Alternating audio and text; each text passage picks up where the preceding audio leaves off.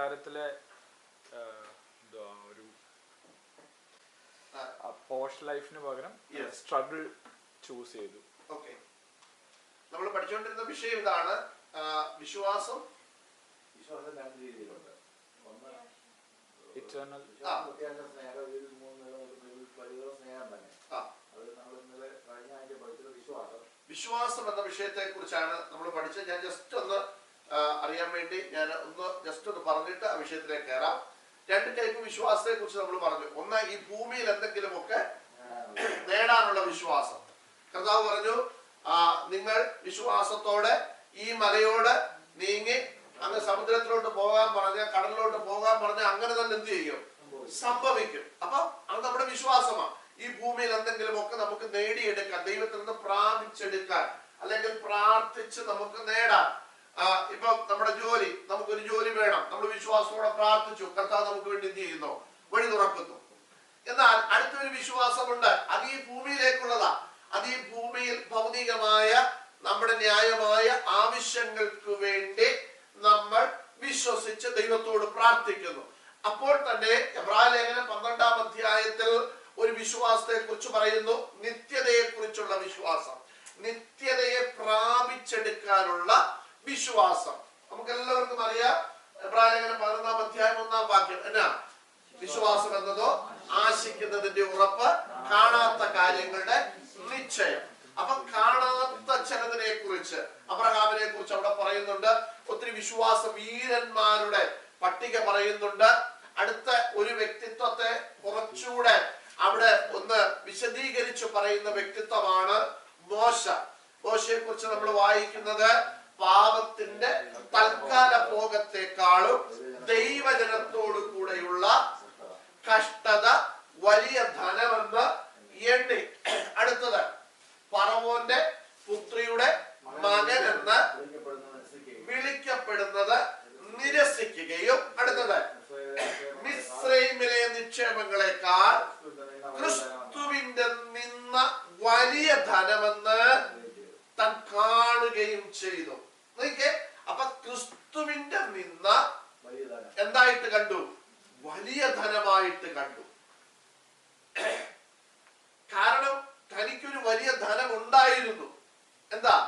മിസ്രൈമിലെ കൊട്ടാരത്തിലെ വലിയ നിക്ഷേപങ്ങൾ ഉണ്ടായിരുന്നു.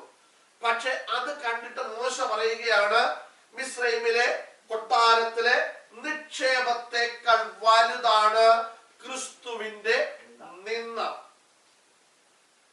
അപ്പൊ ഈ വിശ്വാസത്തെ കുറിച്ച് ഞാൻ 11-ാം അധ്യായത്തിലാണ് പറയുന്നതിന്റെ മറ്റൊരു കാരണം, താഴോട്ട് നമ്മൾ വായിച്ചു വരുമ്പോൾ അതിന്റെ അവസാന വാക്യം എന്നാ പറഞ്ഞേക്കുന്ന 11-ാം അധ്യായം?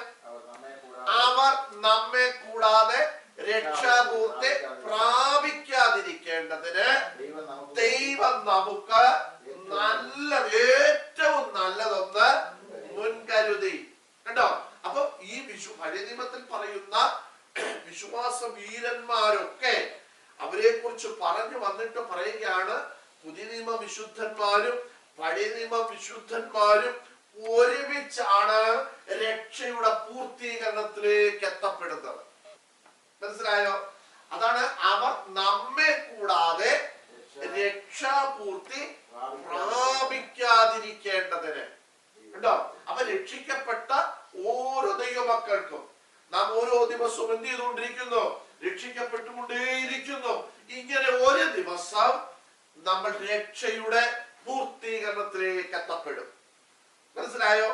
അപ്പൊ അതാണ് അവർ നമ്മെ കൂടാതെ. അവരെല്ലാം മരിച്ചു. അവരെങ്ങനെയാ മരിച്ചത്? അല്ലല്ല, അവരെല്ലാം മരിച്ചതിന് ഒരു കാര്യം അവിടെ പറയുന്നുണ്ട്. മരിച്ചപ്പോഴും അവർ പറഞ്ഞൊരു കാര്യമുണ്ട്. എന്താ? അവരെങ്ങനെ മരിച്ചെന്നാ എഴുതിയിരിക്കുന്നത് അറിയോ? യെസ്, അവരെല്ലാവരും വിശ്വാസത്താൽ മരിച്ചു. കണ്ടോ? അപ്പൊ അവരുടെ വിശ്വാസം എന്തായിരുന്നു? ഞാനിത് പറയാൻ കാരണം ഈ വാക്യത്തിൽ നിന്ന് തന്നെ, മക്കളെ ഞാൻ പറയുന്നത് മനസ്സിലാകുന്നുണ്ടല്ലോ? ഓക്കെ ആണല്ലോ? കുട്ടൂസെ ഓക്കെ ആണല്ലോ? ഇവർ വിശ്വാസത്തിൽ മരിച്ചു എന്ന് അവിടെ എഴുതിയിരിക്കുന്നതിന്റെ ഒരു തെളിവ് ഞാൻ തരാം. ഈ പറയുന്ന വിശ്വാസം നിത്യതയെ കുറിച്ചുള്ളതാണെന്ന് ഞാൻ പറയാനുള്ള ഒരു തെളിവ് ഞാൻ നിങ്ങളോട് പറയാം. അവിടെ ഓരോരുത്തരും മരിക്കുമ്പോൾ അവരെ കുറിച്ച് എഴുതിയിരിക്കുന്നത്, അല്ലെ ഓരോ വ്യക്തികളെ കുറിച്ച് പറയുന്നു, അവർ വിശ്വാസത്തിൽ മരിച്ചു. അപ്പൊ മരിച്ചു കഴിഞ്ഞപ്പോഴ് എന്ത് ബാക്കിയായി?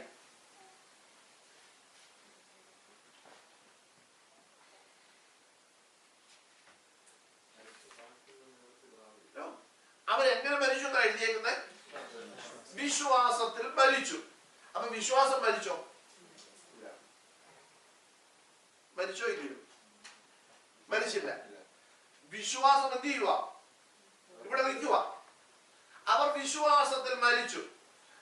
അപ്പം ഇവർ ഈ വിശ്വസിച്ചത് ഭൗതികത്തിന് വേണ്ടിയാണെങ്കിൽ, ഈ ലോകത്തിലെ എന്തെങ്കിലും ഒരു വിഷയം നേടാനായിരുന്നു എങ്കിൽ ഇനി ഇവർക്ക് ഇതിന്റെ ആവശ്യമുണ്ടോ? ഉണ്ടോ ചോദിച്ചാ? ഈ ലോകത്തിലെ എന്തെങ്കിലും സാധനം ഇനി അവർക്ക് ആവശ്യമുണ്ടോ? ഇല്ല. പക്ഷെ ഇവിടെ പറയുകയാണ് അവർ വിശ്വാസത്തിൽ മരിച്ചു. അവർ മരിച്ചു കഴിഞ്ഞപ്പോഴും വിശ്വാസം ഇവിടെ നിൽക്കുക. ഏത് വിശ്വാസം ഇവിടെ നിൽക്കുന്നത്? നിങ്ങൾ ചിന്തിച്ചിട്ടുണ്ടോ?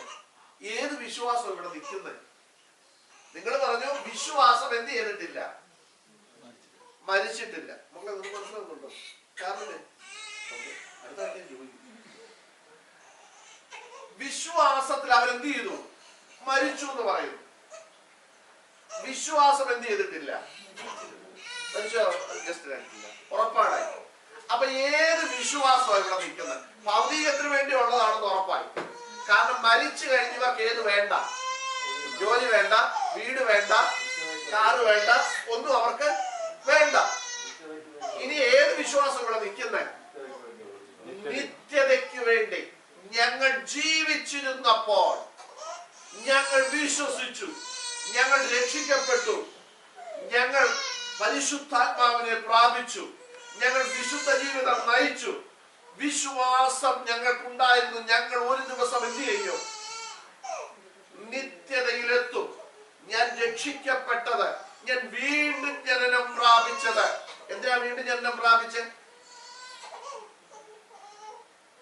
എന്തിനാ ചിന്നുമേ നമ്മൾ വീണ്ടും ജനനം പ്രാപിച്ചത്?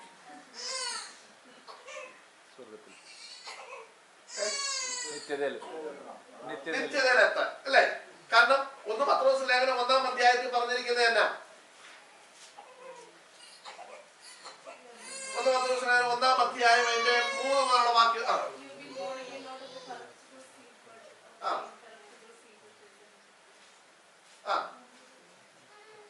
വായിച്ചു. മലയാളത്തിൽ ഒന്ന് വായിച്ചു. അല്ല ഇംഗ്ലീഷ് വായിച്ചു. മലയാളത്തിൽ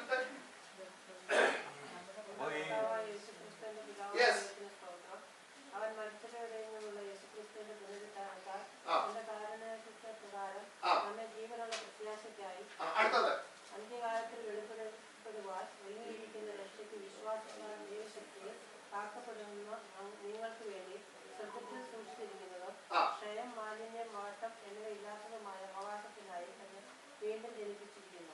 അപ്പൊ നമ്മൾ എന്തിനാ വീണ്ടും ജനിച്ചേ? ക്ഷയം, മാലിന്യം, മാട്ടം എന്നിവയില്ലാത്ത വീണ്ടും ജനിച്ചോ?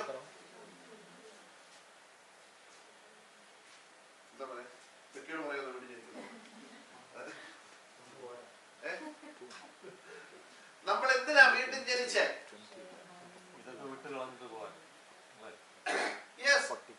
നമുക്കൊരു അവകാശം വെച്ചിട്ടുണ്ട്. നമ്മളെ ഭാഗം 3 തൊട്ട് വായിക്കുമ്പോൾ 3-ാം വാക്യം ഇവിടെ എഴുതിയിരിക്കുന്നത്, നമ്മുടെ കർത്താവായ യേശുക്രിസ്തുവിന്റെ പിതാവായ ദൈവത്തിന് സ്തോത്രം, അവൻ മരിച്ചവരുടെ ഇടയിൽ നിന്നുള്ള യേശുക്രിസ്തുവിന്റെ പുനരുത്ഥാനത്താൽ. ഇനി ഒരു മിനിറ്റ് അവിടെ നിൽക്കണം.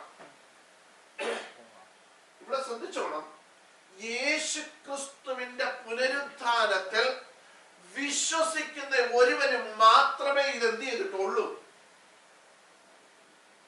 ഈ പറഞ്ഞ സാധനം ഒരുക്കിയിട്ടുള്ളൂ. ഏതാ? ക്ഷയം, മാലിന്യം, വാട്ടം എന്നിവയില്ലാത്ത നല്ലൊരു അവകാശം എന്ത് ചെയ്തിട്ടുള്ളൂ? ഒരുക്കിയിട്ടുള്ളൂ. കാരണം ഇവിടെ എന്താ പറയുന്നത്? അവൻ മരിച്ചവരുടെ ഇടയിൽ നിന്നുള്ള യേശുക്രിസ്തുവിന്റെ പുനരുത്ഥാനത്താൽ തന്റെ കരുണാധിക്യ പ്രകാരം നമ്മെ ജീവനുള്ള പ്രത്യാശയ്ക്കായി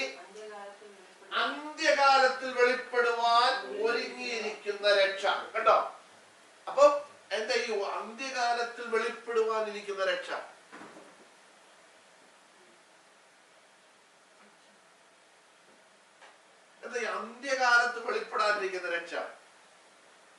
എന്താ പറയും? എന്താ സിസ്റ്ററെ?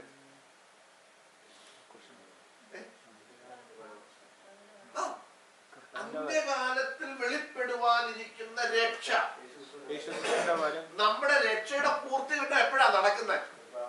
കർത്താവിന്റെ വരവോടെ എന്ത് ചെയ്യുന്നു? അതാ എബ്രായലേഖനം 11-ാം അധ്യായം അവസാന വാക്യം ഇവിടെ വായിച്ചു കേട്ടില്ല. അവർ നമ്മെ കൂടാതെ ആര്? പഴയ വിശുദ്ധന്മാരുടെ വലിയൊരു പട്ടിക അവിടെ കൊടുത്തു 11-ാം അധ്യായത്തില്. എന്നിട്ട് പറയുകയാണ്, അവർ നമ്മെ കൂടാതെ രക്ഷാപൂർത്തി പ്രാപിക്കാതിരിക്കേണ്ടതിന് ദൈവം നമുക്ക് ഏറ്റവും നല്ലതൊന്ന് മുൻകരുതി. കണ്ടോ? അപ്പൊ നല്ലതൊന്ന് മുൻകരുതി. അപ്പൊ ഇവിടെ പറയുകയാണ്, അന്ത്യകാലത്തിൽ വെളിപ്പെടുവാൻ ഒരുക്കിയിരിക്കുന്ന രക്ഷയ്ക്ക് വിശ്വാസത്താൽ ദൈവശക്തിയിൽ കാക്കപ്പെടുന്ന നിങ്ങൾക്ക് വേണ്ടി. അപ്പൊ നമ്മളെ ദൈവശക്തിയിൽ കാത്തു വച്ചിരിക്കുക, നമ്മളെ കയറി ഏതെങ്കിലും കൊണ്ടുപോവുക. എന്തിനാ? ഈ രക്ഷയുടെ പൂർത്തീകരണത്തിൽ എത്തണം. അടുത്ത പറയുകയാണ്, നിങ്ങൾക്ക് വേണ്ടി സ്വർഗത്തിൽ സൂക്ഷിച്ചിരിക്കുന്നതും നമുക്ക് ലഭിക്കാൻ പോകുന്ന അവകാശം. നമ്മൾ രക്ഷിക്കപ്പെട്ടത്, നമ്മൾ വീണ്ടും ജനനം പ്രാപിച്ചത്, നമ്മൾ അന്യഭാഷ പറഞ്ഞത്, നമ്മൾ പരിശുദ്ധാത്മാവിനെ പ്രാപിച്ചത്, ഇതെല്ലാം എന്തിനാണെന്നറിയാമോ? എന്തിനാ നമ്മൾ ഇതെല്ലാം പറഞ്ഞതും? നമ്മൾ ജോലി ഒക്കെ പൈസ ഒക്കെ കിട്ടുന്ന വീക്കെൻഡിലൊക്കെ ജോലി ചെയ്താൽ ഒത്തിരി പൈസ കിട്ടുന്നതൊക്കെ കളഞ്ഞേച്ച് നമ്മൾ ഇവിടെ വന്ന് ഈ ദൈവവചനമൊക്കെ കേൾക്കുന്നതും, ഈ ഭൂമിയിൽ പല എന്റർടൈൻമെന്റുകളൊക്കെ നമ്മൾ വേണ്ടാന്ന് വെച്ചതും പലതും. പൗലോസിന്റെ ഭാഷയെ പറഞ്ഞാൽ, പൗലോസ് എന്താ പറഞ്ഞത്? എനിക്ക് ലാഭമായിരുന്നതൊക്കെ ഞാൻ എന്ത് ചെയ്തു? ക്രിസ്തു നിമിത്തം ഛേദമെന്ന് എണ്ണിയെന്ന് പൗലോസ് പറയുന്നത് പോലെ നമുക്ക് ലാഭമാകാമായിരുന്ന പലതും നമ്മൾ ഇവിടെ ഛേദമെന്ന് എണ്ണി നമ്മൾ ഇവിടെ വന്നത് എന്തിനാണെന്ന് ചോദിച്ചാൽ, നമുക്കൊരു അവകാശം ദൈവം എന്ത് ചെയ്തിട്ടുണ്ട്? വെച്ചിട്ടുണ്ട്. ആ അവകാശത്തെ കുറിച്ച് ഇവിടെ പറയുകയാണ്, അത് ക്ഷയിച്ചു പോകുന്നതല്ല, അത് മാലിന്യം പരളുന്നതല്ല, അത് വാട്ടം തട്ടുന്നതല്ല. ഇതൊന്നുമില്ലാത്ത ഒരവകാശം ദൈവം നമുക്ക് എന്ത് ചെയ്തിട്ടുണ്ട്? ഒരുക്കിയിട്ടുണ്ട്. ഇംഗ്ലീഷ് കുഞ്ഞുങ്ങളെ നിങ്ങളത് വായിച്ചു നോക്കണം. എന്തെങ്കിലും വ്യത്യാസം ഉണ്ടെങ്കിൽ നിങ്ങൾ അന്നേരം പറയണം എന്നോട്. ഓക്കെ? കേട്ടോ? അപ്പം നമുക്കൊരു അവകാശം എന്ത് ചെയ്തിട്ടുണ്ട്? വെച്ചിട്ടുണ്ട്. ആ അവകാശം പ്രാപിക്കാൻ വേണ്ടിയാണ് നമ്മൾ എന്ത് ചെയ്തത്? വീണ്ടും ജനനം പ്രാപിച്ചത്. അപ്പം വീണ്ടും ജനനം പ്രാപിക്കണം, വീണ്ടും ജനനം പ്രാപിക്കണം എന്നൊക്കെ പണ്ട് നമ്മളൊക്കെ കേൾക്കും. ചെറുപ്പത്തിൽ നമ്മൾ കേൾക്കാറുണ്ട്, അല്ലേ? നമ്മുടെ ചർച്ചയിലൊക്കെ ഉപവാസ പ്രാർത്ഥനയൊക്കെ വെക്കുന്ന സമയത്ത് കുഞ്ഞുങ്ങളോടെല്ലാം പറയും, എല്ലാവരും എഴുന്നേറ്റ് യേശുവിനെ രക്ഷകനായിട്ട് എന്ത് ചെയ്യണം? സ്വീകരിക്കണം എന്നൊക്കെ പറയും. കേട്ടിട്ടില്ലേ? പറയും. എന്തിനാ പറയുന്നത്? നമ്മുടെ നാട്ടിൽ ആൾക്കാർ പറയും, പെന്തിക്കോസിൽ ചേർന്നാൽ കാശ് കിട്ടുമെന്ന്. കാശൊന്നും കിട്ടത്തില്ല. പെന്തിക്കോസിൽ ചേർന്നാൽ കാശ് കിട്ടത്തില്ല. പെന്തിക്കോസിൽ ചേർന്നാൽ അമേരിക്ക പറ്റത്തില്ല. പെന്തിക്കോസിൽ ചേർന്നാൽ വീടും വസ്തുവും കിട്ടത്തില്ല. ഉള്ളത് അങ്ങോട്ട് പോകത്തേ ഉള്ളൂ. പ്രേക്ഷകർ പൗലോസ് ഉള്ളതെല്ലാം എന്ത് ചെയ്തു? അങ്ങോട്ട് കൊടുത്തു. അതാ പൗലോസ് പറഞ്ഞു, ഞാൻ ലാഭമായിരുന്നതെല്ലാം ഞാൻ എന്ത് ചെയ്തു? ഛേദമെന്നെണ്ണി. ആർക്ക് വേണ്ടി? ക്രിസ്തു നിമിത്തം. വേറൊരു ഭാഗത്ത് പറഞ്ഞു, ഞാൻ ഇതിനെയെല്ലാം ചപ്പെന്നും, നമ്മൾ അതിനെ കുറിച്ച് കഴിഞ്ഞ ദിവസം പഠിച്ചത്, അതിനെ ഞാൻ കിടക്കാൻ ആഗ്രഹിക്കുന്നത്, ചപ്പെന്നും ചവറെന്നും എണ്ണാനിടയായി തീർന്നു. മോശ പറയുകയാണ്, മിസ്രൈമിലെ നിക്ഷേപങ്ങളെക്കാൾ ക്രിസ്തുവിന്റെ നിന്ദ വലിയ ധനമെന്ന് ഞാൻ എണ്ണുവാനിടയായി തീർന്നു.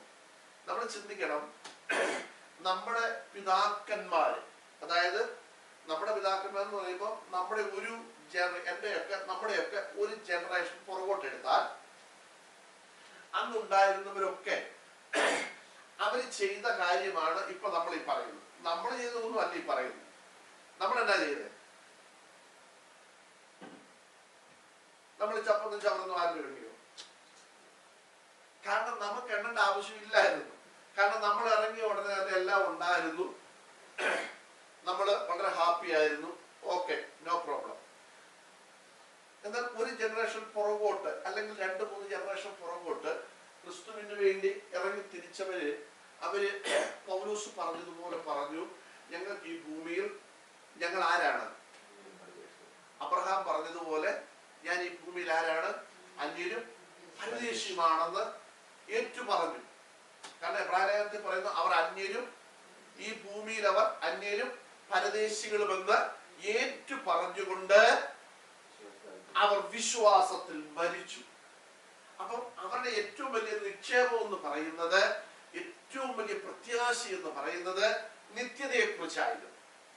ഓക്കെ, അപ്പോൾ 2-3 തലമുറ പുറകോട്ട് നമ്മൾ നോക്കിക്കഴിഞ്ഞാൽ, അന്ന് അല്ലെങ്കിൽ ഒരു തലമുറ പുറകോട്ട് നോക്കിക്കഴിഞ്ഞാൽ അവര് പാടി മൽപ്രിയനെ എന്നേശു നായകനെ എപ്പോൾ വരും അല്ലെ, കാണും ഞാനും മോക്ഷപുരെ അവര് പാടി അല്ലെ. പിന്നെന്തോ പാടിയവര്?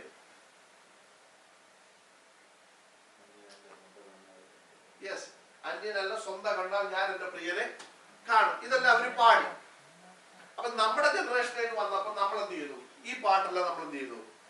പുറകോട്ട് മാറ്റി വെച്ചു നമ്മൾ പിന്നെ എന്നാ പാടിയേ? ജോലി തുടങ്ങി എന്നോട്. നമ്മൾ പിന്നെ എന്നാ പാടാൻ തുടങ്ങിയ? ദേശത്തിൽ ഞാൻ അനുഗ്രഹിക്കപ്പെടും, വീട്ടിൽ ഞാൻ അനുഗ്രഹിക്കപ്പെടും, ഭൂമിയിൽ എന്റെ നാട്ടുകാരുടെ മുമ്പിൽ ഞാൻ എന്ത് ചെയ്യും? അനുഗ്രഹിക്കും. അനുഗ്രഹിക്കപ്പെടണം, വേണ്ടാന്നും അല്ല ഞാൻ പറഞ്ഞു. നമ്മൾ ആ പാട്ടുകളിലേക്ക് എന്ത് ചെയ്തു? കേറി പല വേലകൾ കാണിച്ച് നമ്മൾ എന്ത് ചെയ്യാൻ തുടങ്ങി? അനുഗ്രഹിക്കപ്പെടാൻ തുടങ്ങി അല്ലെ. നോക്കി, ഇത് ഞാൻ കുട്ടൂസുമായിട്ട് സംസാരിച്ചപ്പോഴേ കർത്താവ് പറഞ്ഞു, നിങ്ങളുടെ ഒരു ചെകിടത്ത് അടിക്കുന്നവനെ നിങ്ങൾ എന്ത് ചെയ്യണം? കർത്താവ് പറഞ്ഞ ഞാൻ പറഞ്ഞു, നമ്മൾ ചെയ്യുന്നതല്ല, ബന്ധുക്കോസുകാരുടെ കാര്യമല്ലേ ഞാൻ പറയുന്നത്. കർത്താവ് പറഞ്ഞത്, നിങ്ങളുടെ ഒരു ചെകിടത്ത് ഒരുവൻ അടിച്ചാൽ നിങ്ങളുടെ മറു ചെകിടത്ത് നിങ്ങൾ എന്ത് ചെയ്യണം? കാണിച്ചു കൊടുക്കണം. നിങ്ങളുടെ വസ്ത്രം എടുക്കാൻ പിടിക്കാൻ വരുന്നവരെ പുതപ്പൂടെ നിങ്ങൾ എന്ത് ചെയ്തേക്കണം? കൊടുത്തേക്കണം. നീ ഇതുകൂടെ കൊണ്ടുപോകുന്നു പറഞ്ഞ് കൊടുക്കണം. എന്ന് പറഞ്ഞാൽ മൊബൈൽ ഒരാൾ എടുക്കാൻ വന്നാൽ ആ പുള്ളിക്ക് ചാർജർ കൂടെ എന്ത് ചെയ്യണം? കൊടുത്തു വിടണം. കാരണം ചാർജ് ഇല്ലാതെ എന്ത് ചെയ്യുന്നത് പല്ലായി പോകും. അപ്പൊ അങ്ങനെയായിരുന്നു കർത്താവ് പറഞ്ഞത്. അപ്പൊ ഇപ്പൊ നമ്മൾ സ്റ്റേജിൽ നിന്ന് പഠിപ്പിക്കുന്നത്, എന്നെ അടിച്ചാൽ ഞാൻ നിന്നെ എന്ത് ചെയ്യും? അടിക്കും. നീ ഇവിടെ അലമ്പ് കാണിച്ചാൽ ഞാൻ അങ്ങോട്ട് കയറി നിന്നെ. കേട്ടില്ല? കഴിഞ്ഞ ദിവസം നിങ്ങൾ കേട്ടില്ലേ? ഇതാ നമ്മൾ പഠിപ്പിക്കുന്നത്. നമ്മൾ അങ്ങോട്ട് കയറി ഞാൻ എന്ത് ചെയ്യും? അലമ്പ് കാണിക്കും. കോട്ടിട്ട് ഞാൻ നിന്നെ വന്ന് എന്ത് ചെയ്യും? ഇടിക്കും. കൈയൊക്കെ ചുരുട്ടി വെച്ച് സ്റ്റേജിൽ നിന്ന് പ്രസംഗിക്കുക. പ്രസംഗിക്കുന്ന ആരെയാ? ആരെയാ നമ്മൾ പ്രസംഗിക്കുന്നത്? ക്രിസ്തുവിനെ. ഞാൻ ചോദിക്കട്ടെ, ആരെയാ നമ്മൾ റെപ്രസെന്റ് ചെയ്യുന്നത്? ക്രിസ്തുവിനെ അല്ലെ. ക്രിസ്തുവായിട്ട് എന്തെങ്കിലും ബന്ധമുണ്ടോ? ഇല്ല. ഇതാണ് പത്രോസ്. നമ്മൾ കഴിഞ്ഞ ദിവസം പഠിച്ചില്ലേ? പൗലോസ് പറഞ്ഞു, വേറൊരു യേശു, വേറൊരു സുവിശേഷം, വേറൊരു ആത്മാവ്. അപ്പൊ ഉണ്ടോ ഇത്? ഉണ്ട്. മനസ്സിലായോ? പൗലോസ് ചുമ്മാ രസത്തിൽ എഴുതി വെച്ചതല്ല. പൗലോസ് പറഞ്ഞു, വേറൊരു യേശുവിനെ വന്ന് പ്രസംഗിക്കുന്നു, വേറൊരു ആത്മാവിനെ നിങ്ങളുടെ മുമ്പിൽ പ്രസന്റ് ചെയ്യുന്നു. പിന്നെ വേറൊരു യേശു, വേറൊരു ആത്മാവ്, പിന്നെ വേറൊരു സുവിശേഷം നിങ്ങളുടെ മുമ്പിൽ പ്രസന്റ് ചെയ്യുമ്പോൾ നിങ്ങൾ എന്ത് ചെയ്തുകൊണ്ടിരിക്കുക? ഇത് കേട്ടിട്ട് മിണ്ടാതെ അവിടെ ഇരിക്കുക. നിങ്ങളെല്ലാം വായിച്ചു. നമുക്ക് പൗലോസ് കൊരിന്ത്യലേഖനത്തിലല്ല പറഞ്ഞേക്കുന്നത്. ഇതെല്ലാം നിങ്ങളുടെ മുമ്പിൽ പറഞ്ഞപ്പോഴും നിങ്ങൾ മൗനമായിട്ട് ഇത് കേട്ട് ഇരിക്കുക. അപ്പൊ നോക്കിയേ, കൈ ചുരുട്ടി ഇങ്ങോട്ട് വന്നാൽ ഞാൻ അടിക്കും, ഇങ്ങോട്ട് അലമ്പ് കാണിച്ചാൽ അങ്ങോട്ട്, ഇതെല്ലാം പറയുമ്പോഴും നമ്മൾ ഉറക്കെ എന്ത് ചെയ്തോണ്ടിരിക്കുക? പറഞ്ഞുകൊണ്ടിരിക്കുക. നമ്മുടെ പിന്നെ ഒരു പ്രത്യേകത, എന്ത് കേട്ടാലും നമ്മൾ എന്ത് ചെയ്യും? അല്ലേ? എന്ത് കേട്ടാലും നമ്മള് അതെന്തുവാ പറയുന്നതെന്നൊന്നും നമ്മൾ എന്ത് ചെയ്യുന്നില്ല, തിരിച്ചറിയത്തില്ല. എന്തുറക്കെ പറഞ്ഞാലും നമ്മൾ ഹല്ലേലൂയ സ്തോത്രം എന്ത് ചെയ്യും? പറയും. അത് ബൈബിൾ വിരുദ്ധമാണ് കേട്ടോ. അങ്ങനെ എല്ലാത്തിനും നമ്മൾ എന്ത് ചെയ്യരുത്?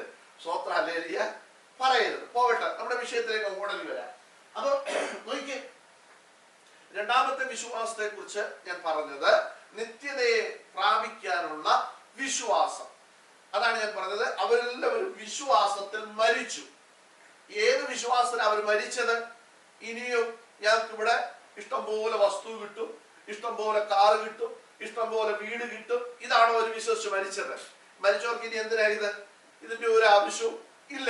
പക്ഷേ അവർക്കറിയായിരുന്നു, ഞങ്ങൾ രക്ഷിക്കപ്പെട്ടു, ഞങ്ങൾ സ്നാനപ്പെട്ടു, ഞങ്ങൾ കർത്താവിനെ ആരാധിച്ചു, വിശുദ്ധിയോടെ ജീവിച്ചു, ഇതെല്ലാം ചെയ്തു, ഞങ്ങൾക്കൊരു വിശ്വാസമുണ്ട്. ഇതെല്ലാം ഇവിടെ കൊണ്ട് തീർന്നാലും ഞങ്ങൾ ഇവിടെ കൊണ്ട് എന്ത് ചെയ്യുന്നില്ല, തീരുന്നില്ല.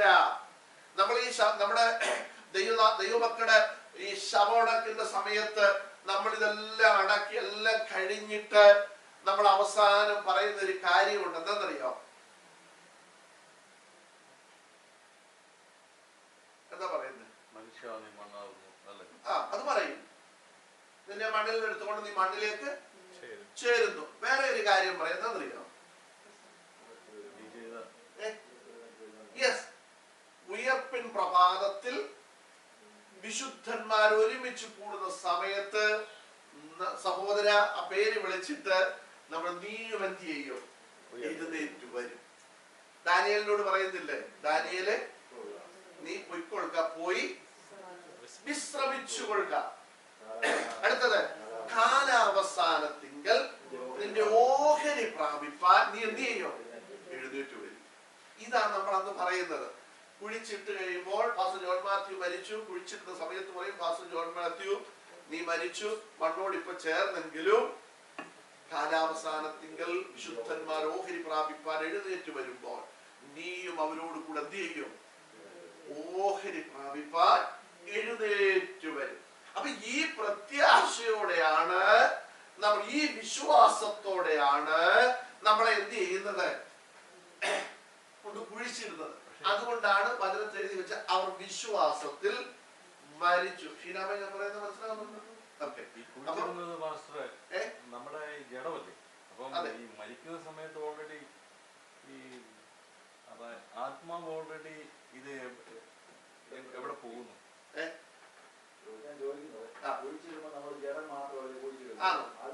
പിന്നെങ്ങനെ ഉയർത്തെഴുന്നേൽക്കുന്നു എന്ന് പറയുന്നത്? തെസ്സലോനിക്ക ലേഖനം 1 തെസ്സലോനിക്ക 4-ാം അധ്യായത്തിൽ നമ്മൾ വായിക്കുന്നത് ഇങ്ങനെയാണ്: കർത്താവ് തൻ ഗംഭീരനാഥത്തോടും പ്രധാന ശബ്ദത്തോടും പിന്നെ ദൈവത്തിന്റെ കാഹളത്തോടും കൂടെ സ്വർഗത്തിൽ നിറങ്ങി വരികയും, അടുത്തത്, ക്രിസ്തുവിൽ മരിച്ചവർ മുമ്പേ ഉയർത്തെഴുന്നേൽക്കും. നമുക്കൊരു ശരീരം വേണം, ഇല്ലേ? വേണം. അതെല്ലാം പോവല്ലേ? പോവും. ഇത് അതുകൊണ്ടല്ലേ നമ്മൾ പറയുന്നത്, മനുഷ്യ മണ്ണിലേക്ക് ഏത് ശരീരമാ ചേർന്ന? മൺശരീരം, അല്ലേ? അപ്പൊ ഉയർത്തെഴുന്നേക്കുന്ന ഏത് ശരീരം അന്നേരം? തേജസ്. കാരണം ഇവിടുന്ന് അങ്ങോട്ട് പോകണമെങ്കിൽ ഈ ശരീരവും കൊണ്ട് എന്ത് ചെയ്യത്തില്ല, പറ്റത്തില്ല. നമുക്കൊരു പുതിയ ശരീരം എന്ത് ചെയ്യും? തരും.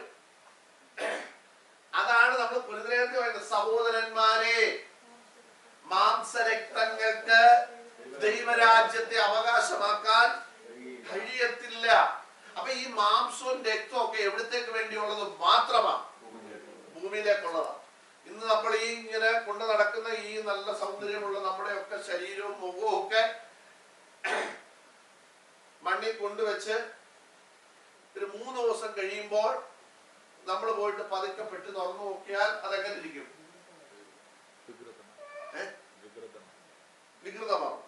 ഏതാണ്ട് 4 ദിവസമൊക്കെ ആകുമ്പോൾ ചവരപ്രാശം പോലെ ഇരിക്കും സാധനം. ഇങ്ങനെ എടുത്തു കഴിഞ്ഞാൽ ആ എടുക്കുന്ന സാധനം മാത്രം കയ്യിലിരിക്കും. മനസ്സിലായോ? പക്ഷേ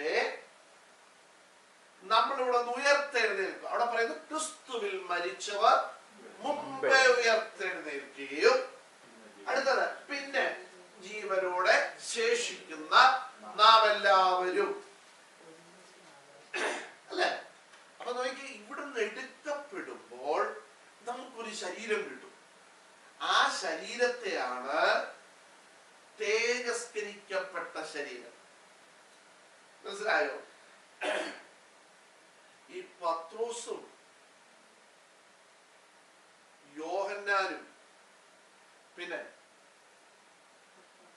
യാക്കോബും കർത്താവും എല്ലാം കൂടെ മറുരൂപമലയിലോട്ട് എന്ത് ചെയ്തു? ചെന്നു. 2 പേരവിടെ പ്രത്യക്ഷപ്പെട്ടു അല്ലേ? ആര്? മോശയും ഏലിയാവും. അതിനു മുമ്പ് ഒരു ഭയങ്കര പ്രകാശവും ഭയങ്കര ഒരു തേജസ് ഒക്കെ അങ്ങോട്ട് വന്നു. നമ്മൾ അതിനെ കുറിച്ച് ദൈവം വായിക്കുന്നത്. അപ്പൊ ഈ മോശയും ഏലിയാവിനെയും ഇവര് കണ്ടു കഴിഞ്ഞപ്പോൾ പത്രോസ് പറഞ്ഞു, കർത്താവേ ഞാൻ എന്ത് ചെയ്യാം?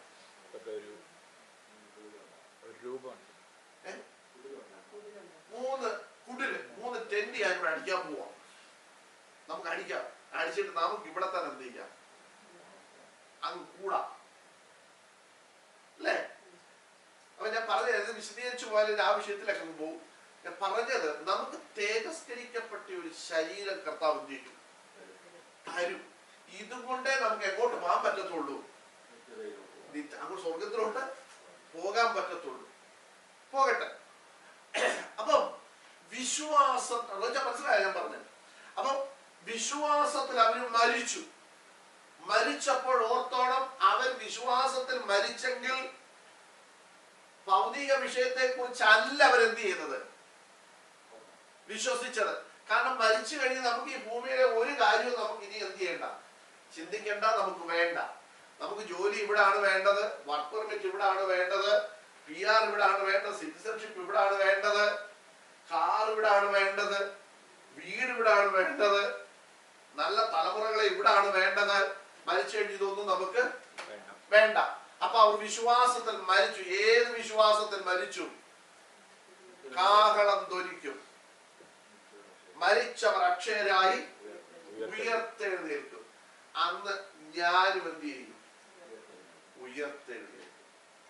ഈ വിശ്വാസത്തിലാണ് അന്ന് കഷ്ടം അനുഭവിച്ചവർ. ജടയാടികളുടെയും കോലാടികളുടെയും തോല് ധരിച്ചെന്ന് എബ്രായലേഖനത്തിൽ എഴുതിയവര് ബുദ്ധിമുട്ടും ഉപദ്രവവും സങ്കടവും സഹിച്ചവർ കാടുകളിലും മലകളിലും അവർ ഉഴന്നു നടന്നു. ലോകം അവർക്ക് യോഗ്യമായിരുന്നില്ല എന്നൊക്കെ എഴുതി വെച്ചവര് അവരെ കുറിച്ച് പറയുകയാണ്. ഇതെല്ലാം അവർക്ക് സംഭവിച്ചപ്പോഴും അവർ മരിച്ചതെങ്ങനെ? വിശ്വാസത്തിൽ. അതുകൊണ്ടാ പൗലോസ് പറഞ്ഞത് കഷ്ടതയോ പിന്നെ പട്ടിണിയോ ഉപദ്രവമോ ആപത്തോ വാളോ നഗ്നതയോ ഇതിനൊന്നിനും എന്നെ ദൈവസ്നേഹത്തിൽ നിന്ന് എന്ത് ചെയ്യാൻ പറ്റത്തില്ല, വേർപിരിക്കാൻ പറ്റത്തില്ല.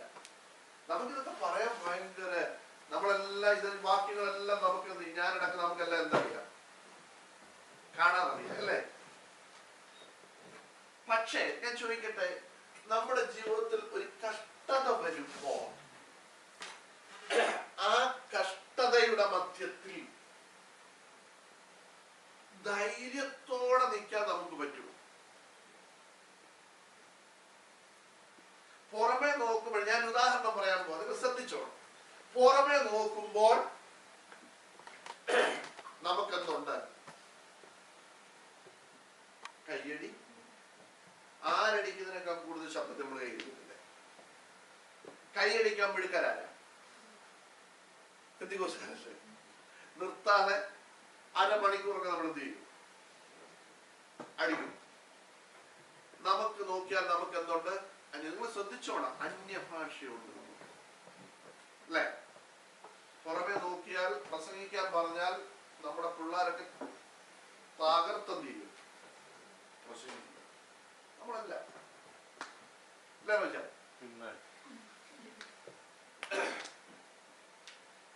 നമ്മൾ ഏതെങ്കിലും ഒരു വീട്ടിൽ ചെന്നാൽ സമുദായ സഭയിൽ എന്നുള്ള വ്യക്തിയോട് പ്രാർത്ഥിക്കാൻ പറഞ്ഞാൽ അവൻ എന്നൊക്കെ ചിരിച്ചോണ്ട് അവൻ സ്ഥലം വിടുവാണ്. പക്ഷെ അവിടെ റോജനെ കൊണ്ട് കയറ്റി നിർത്തി വെടിപൊട്ടുന്ന പോലെ പ്രാർത്ഥിക്കും. പ്രാർത്ഥിക്കുന്നില്ല റോജ? പ്രാർത്ഥിക്കും.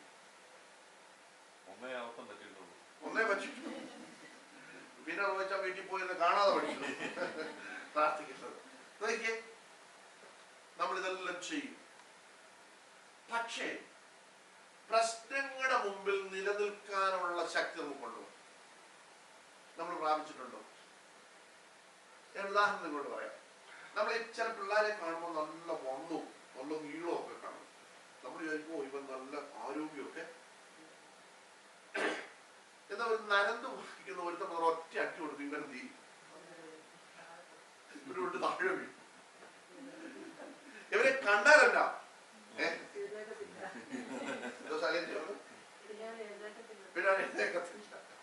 പിന്നെ നല്ല നീളവും വണ്ണവും ഒക്കെ കാണും. പക്ഷെ വലിയ വണ്ണവും വലിയ ഒന്നും ഇല്ലാത്ത ഒരുത്തം വന്നിട്ട് ഒരൊറ്റ അട്ടിയെ കൊടുക്കുമ്പോ ഇവർ ഉരുട്ട് കൊടുത്ത് താഴെ വീഴും. പിന്നെ ഇവർ പറഞ്ഞവരെ എഴുന്നേക്കത്തില്ല. പുറമെ നോക്കിയപ്പോ ഇവൻ എന്തുണ്ട്? നല്ല വണ്ണമുണ്ട്, നല്ല നീളമുണ്ട്, കൈയൊക്കെ ഉരുണ്ടിരിക്കുന്നു. പക്ഷേ ഈ ആരോഗ്യം ഇവനെക്കാട്ടി വണ്ണം കുറഞ്ഞ ഒരുവനോട് ഇവൻ എന്ത് ചെയ്യാൻ പറ്റുന്നില്ല, പിടിച്ചു നിൽക്കാൻ പറ്റിയില്ല. കാരണം എന്താ? അതിന്റെ കാരണം എന്താ? നമ്മൾ വിചാരിച്ച എന്തുവാ, ഇവനിപ്പൊ മറ്റവനെ ഇപ്പൊ എന്ത് ചെയ്യും, അടിച്ച് താഴെ ഇടും നമ്മൾ വിചാരിച്ചത്. പക്ഷേ ഈ വണ്ണം കുറഞ്ഞവൻ വന്നിട്ട് ഈ വണ്ണം ഉള്ളവനെ എന്ത് ചെയ്തു, അടിച്ച് താഴെ ഇടും. കാരണം എന്താ?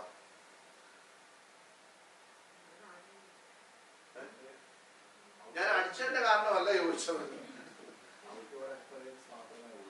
പുറമേ കാണുന്ന ഈ വണ്ണവും നീളവും ഒക്കെ ഉള്ളൂ.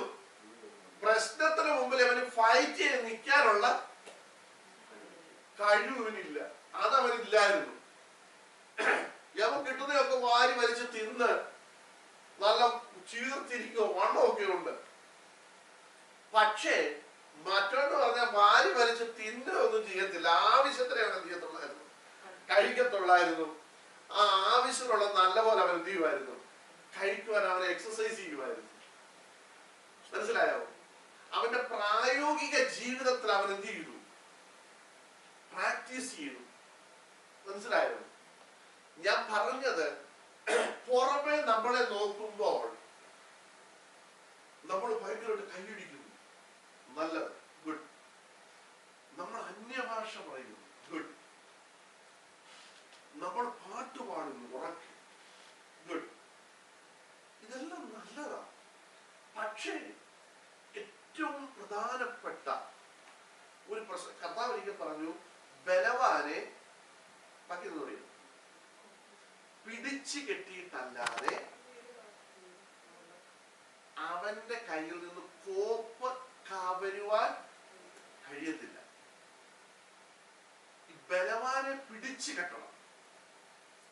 അവൻ നമ്മളെ അറ്റാക്ക് ചെയ്യാൻ വരുന്ന ബലവാനായ ശത്രുവിനെ നമുക്ക് എന്ത് ചെയ്യാൻ പറ്റുന്നില്ല. അവൻ അറ്റാക്ക് ചെയ്യുമ്പോൾ നമ്മൾ നേരത്തെ പറഞ്ഞ നമ്മൾ ഈ ഭയങ്കര അന്യഭാഷയും കയ്യടിയും കൊണ്ട് ഉരുട്ട് പടച്ച് താഴെ വീഴുക. അവൻ നമ്മുടെ പുറത്ത് കയറി എന്ത് ചെയ്യുക, ഡാൻസ് കളിക്കുക. കാരണം നമുക്ക് എഴുന്നേക്കാൻ പറ്റുന്നില്ല. കാരണം നമ്മുടെ ഉള്ളിൽ എന്തില്ല, വിശ്വാസമില്ല. നമ്മുടെ ഉള്ളിൽ ആത്മശക്തി ഇല്ല. പുറമേ ഉള്ളതൊക്കെ ഉള്ളായിരുന്നു. പുറമേ നമ്മൾ കൈയടിച്ചു, ഭയങ്കര നിർത്താതെ അന്യഭാഷയൊക്കെ പറഞ്ഞു, നല്ലത്. പക്ഷേ പിശാചിനെ ജയിക്കാനുള്ള ആത്മശക്തി ഒന്നും നമ്മുടെ ഉള്ളിൽ ഇല്ലായിരുന്നു. ആ വിശ്വാസം ഒന്നും നമ്മുടെ ഉള്ളിൽ ഇല്ലായിരുന്നു. അതുകൊണ്ട് നമുക്ക് അവനെ എന്ത് ചെയ്യാൻ പറ്റിയില്ല, ജയിക്കാൻ പറ്റിയില്ല. ദൈവമക്കളെ, നമ്മൾ പ്രാപിക്കേണ്ടത് പ്രശ്നങ്ങളുടെ മുൻപിൽ ധൈര്യത്തോടെ നിൽക്കാനുള്ള കൃപയാണ് നമ്മൾ പ്രാപിക്കേണ്ടത്. മനസ്സിലായോ? പ്രശ്നം വരുമ്പോൾ തളർന്നു പോകുന്നവരായിട്ടല്ല, മറിച്ച് ദൈവശക്തിയിൽ ആശ്രയിക്കാൻ, വിശ്വാസത്തിൽ ഉറയ്ക്കാൻ. നമുക്കറിയാം, പഴയ നിയമ വിശുദ്ധന്മാരെ കുറിച്ചൊക്കെ പഠിക്കുമ്പോൾ ഈ പ്രശ്നങ്ങളൊക്കെ വരുമ്പോ അവര് വിശ്വാസം എന്ത് ചെയ്യുമായിരുന്നു, തളർന്നു പോകായിരുന്നു, ധൈര്യപ്പെടുമായിരുന്നു. ധൈര്യപ്പെടും. അവർ വിശ്വാസത്തിൽ ഉറയ്ക്കുമായിരുന്നു. പ്രശ്നങ്ങൾ വരുമ്പോ പൗലോസ് തന്റെ ജീവിതത്തിൽ ഒത്തിരി പ്രശ്നങ്ങൾ കടന്നു വന്നപ്പോൾ, എന്നാ ഇനിയിപ്പം ഞാനുള്ളതെല്ലാം വിറ്റുമുറിക്കുക ഇതിന് വന്ന, എന്നാ ഇനി ഞാൻ ഈ പണിക്കില്ലെന്ന് പറഞ്ഞ് തിരിച്ചു പോവല്ല ചെയ്തത്. മറിച്ച് താൻ പറഞ്ഞു, ആപത്ത് വരട്ടെ, വാൾ വരട്ടെ, നഗ്നത വരട്ടെ. റോമാലേഖനം നിങ്ങൾ എടുത്ത് വായിച്ച്, റോമാലേഖനം അത് വായിച്ചു. ആ കഷ്ടതയോ സങ്കടമോ ഉപദ്രവമോ പട്ടിണിയോ നഗ്നതയോ ആപത്തോ വാളോ നിന്റെ നിമിത്തം ഞങ്ങളെ ഇടവിടാതെ കൊല്ലുന്നു. അർപ്പാനുള്ള ആടുകളെ പോലെ ഞങ്ങളെ ഇടുന്നു എഴുതിയിരിക്കുന്നുവല്ലോ. ആ നാമോ നമ്മെ സ്നേഹിച്ചവർ മുഖാന്തരം ഇതിലൊക്കെ പൂർണ്ണജയം പ്രാപിക്കുന്നു. ആ മരണത്തിനോ ജീവനോ ദൂതന്മാർക്കോ വാഴ്ചകൾക്കോ അധികാരങ്ങൾക്കോ ഇപ്പോഴുള്ളതിനോ വരുവാനുള്ളതിനോ ഉയരത്തിനോ ആഴത്തിനോ മറ്റ് യാതൊരു സൃഷ്ടിക്കോ നമ്മുടെ കർത്താവായ യേശുക്രിസ്തുവിനുള്ള ദൈവസ്നേഹത്തിൽ നിന്ന് നമ്മെ വേർതിരിക്കാൻ കഴിയുകയില്ല എന്ന് ഞാൻ ഉറച്ചിരുന്നു. മതി. 15-ലധികം കാര്യങ്ങൾ അവിടെ എഴുതിയിട്ടുണ്ട്. ഈ ഇത്രയും വാക്യത്തിനകത്ത് 15-ലധികം കാര്യങ്ങൾ അവിടെ എഴുതിയിട്ടുണ്ട്. എന്നിട്ട് പൗലോസ് പറയുകയാണ്, ഇതിലേതാണ് നമ്മെ ക്രിസ്തുവിന്റെ സ്നേഹത്തിൽ നിന്ന് എന്ത് ചെയ്യുന്നത്? അകറ്റുന്നത്. അങ്ങനെയല്ലേ ചോദിച്ചിരിക്കുന്നത്? ഇതിലേതാണ് ക്രിസ്തുവിന്റെ സ്നേഹത്തിൽ നിന്ന് നമ്മെ വേർപിരിക്കുന്നത്? എന്നിട്ട് തന്റെ ലൈഫിൽ കടന്നു വന്ന കുറെ കാര്യങ്ങൾ പുള്ളി എന്ത് ചെയ്തു? എഴുതി.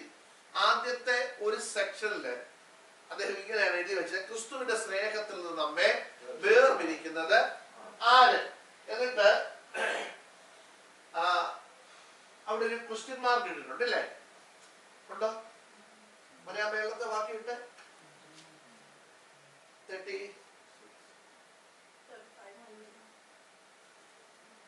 35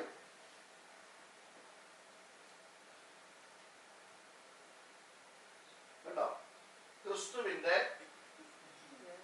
സ്നേഹത്തിൽ നമ്മെ വേർപിരിക്കുന്നവരെ. Who shall separate us from the love of Christ? നമ്മെ വേർപിരിക്കുന്നത് ആരാണ്? ഇത് ചോദിക്കുക.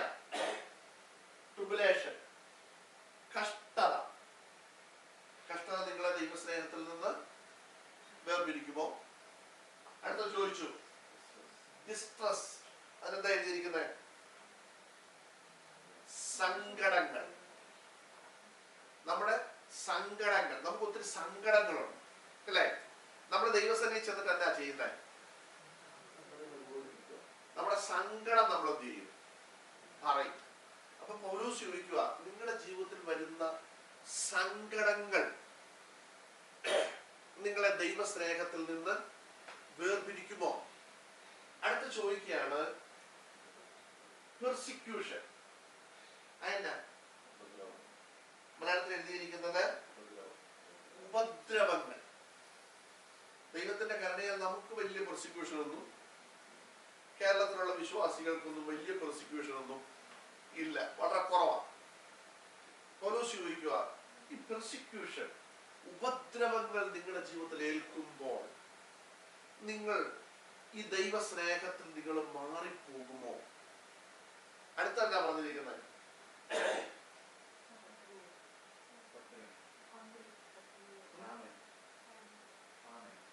അതിന് കൊടുത്തിരിക്കുന്നത് പട്ടിണി.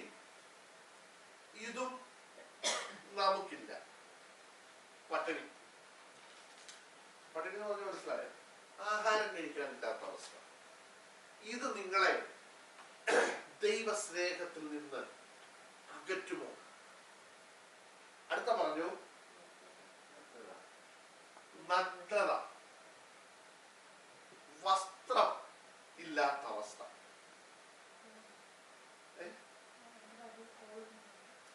കോൾഡ് എന്നുവെച്ചാൽ തണുപ്പ്. ഈ തണുപ്പ് അനുഭവിക്കുന്ന എപ്പോഴാണ്?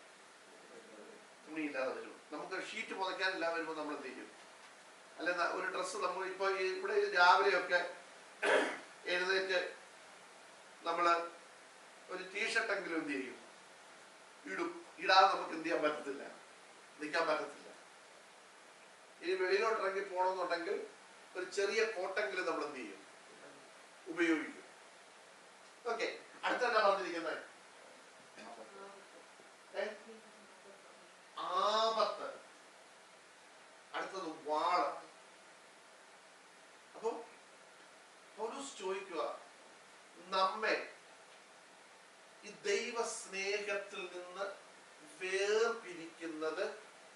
എന്താ? എന്നിട്ട് പുള്ളി കുറെ കാര്യങ്ങൾ എഴുതി വെച്ചു. ഇതിലേതെങ്കിലും നിങ്ങളെ ദൈവസ്നേഹത്തിൽ നിന്ന് വേർപിരിക്കുമോ? അടുത്ത എന്നാ പറഞ്ഞിരിക്കുന്നത്? അടുത്ത വാക്യം, നിന്റെ നിമിത്തം. പഴയ നിയമത്തിൽ നിന്ന് ഒരു വാക്യം പൗലോസ് എടുത്ത് അവിടോട്ട് എഴുതി. നിന്റെ നിമിത്തം ഞങ്ങളെ, സങ്കീർത്തനത്തിൽ ഒരു വാക്യം, ഇടവിടാതെ കൊല്ലുന്നു, അറുപ്പാനുള്ള ആടുകളെ പോലെ ഞങ്ങളെ എണ്ണുന്നു എന്ന് എഴുതിയിരിക്കുന്നുവല്ലോ. അപ്പൊ നോക്കിയേ, ഇതൊക്കെ നമ്മുടെ ജീവിതത്തിൽ വരുമ്പോൾ, ഇന്ന് ഇതൊന്നും പ്രസംഗിക്കത്തില്ല നമ്മള്. ഇത് നമ്മൾ പ്രസംഗിക്കുമോ? പ്രസംഗിക്കോ? അല്ലെ, ഇന്ന് വല്ലതും കേൾക്കാറുണ്ടോ? ഇന്നൊന്നും കേൾക്കാനില്ല. കാരണം ഇന്ന് നമ്മൾ കേൾക്കുന്നത് എന്നാ?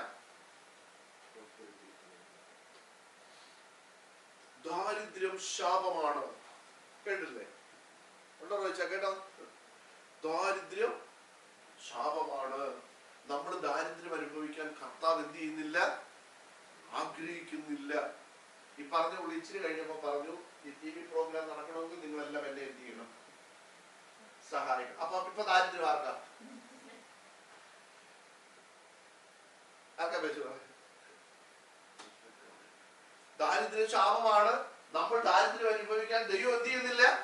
ആഗ്രഹിക്കുന്നില്ല എന്ന് പ്രസംഗിച്ച പുള്ളി അതിന്റെ അവസാനം പറഞ്ഞു, ഈ TV പ്രോഗ്രാം നടക്കണമെങ്കിൽ നിങ്ങളെല്ലാം എന്നെ എന്ത് ചെയ്യണം?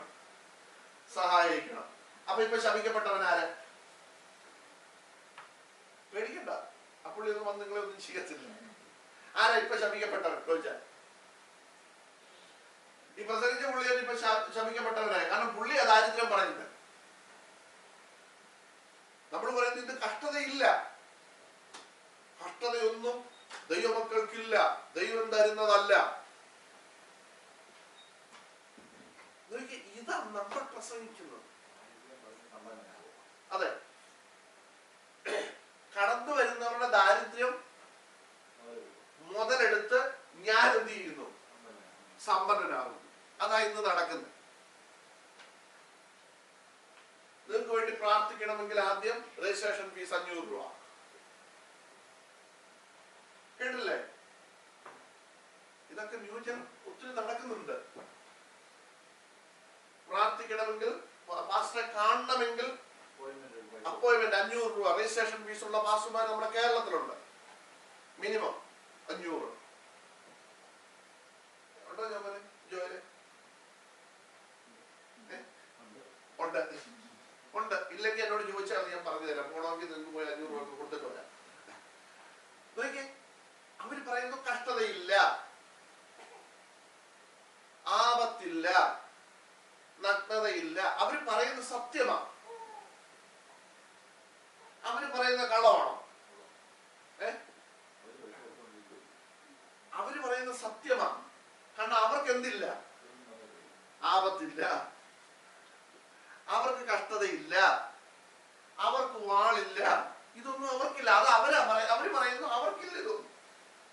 പക്ഷേ പൗലോസ് പറയുകയാണ്, തിമോഥെയോസ് ലേഖനത്തിൽ എഴുതി, ക്രിസ്തുയേശുവിൽ ഭക്തിയോടെ ജീവിപ്പാൻ മനസ്സുള്ളവർക്കൊക്കെ എന്തുണ്ട്? എന്തുണ്ട്? വച്ചിട്ടില്ലേ? എന്നാ എഴുതിയിരിക്കുന്നത്? ഉപദ്രവമുണ്ട്. ക്രിസ്തുയേശുവിൽ ഞാനും നിങ്ങളും ഭക്തിയോടെ ജീവിക്കാൻ ആഗ്രഹിച്ചാൽ, പൗലോസ് പറഞ്ഞു, നിങ്ങൾക്ക് എന്തുണ്ട്? ഉപദ്രവമുണ്ട്. ആ പൗലോസ് റോമാലേഖനത്തിൽ ചോദിച്ചു, സഹോദരങ്ങളെ, ഈ ക്രിസ്തുവിന്റെ സ്നേഹത്തിൽ നിന്ന് നിങ്ങളെ വേർപിരിക്കുന്നത് എന്ത്? കഷ്ടതയാണോ? ഉപദ്രവമാണോ? നഗ്നതയാണോ? ആപത്താണോ? വാളാണോ? ദാരിദ്ര്യമാണോ? എന്താ നിങ്ങളെ വേർപിരിക്കുന്നത്? എന്നിട്ട് പറഞ്ഞു, അറുപ്പാനുള്ള ആടുകളെ പോലെ ഞങ്ങളെ എണ്ണുന്നു. ഇടവിടാതെ കൊല്ലുന്നു, അറുപ്പാനുള്ള ആടുകളെ പോലെ ഞങ്ങളെ എണ്ണുന്നു എന്ന് തിരുവചനത്തിൽ എഴുതിയ നിങ്ങൾ മറന്നുപോയോ?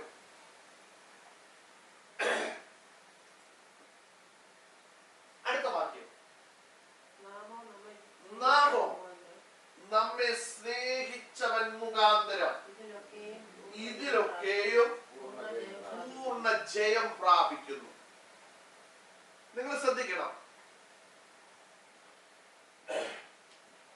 ഈ പൂർണ്ണ ജയം നമ്മൾ പ്രാപിക്കുന്നു എപ്പോഴാണ്? വിശ്വാസത്തോടെ പ്രാർത്ഥിച്ചപ്പോഴാണ്.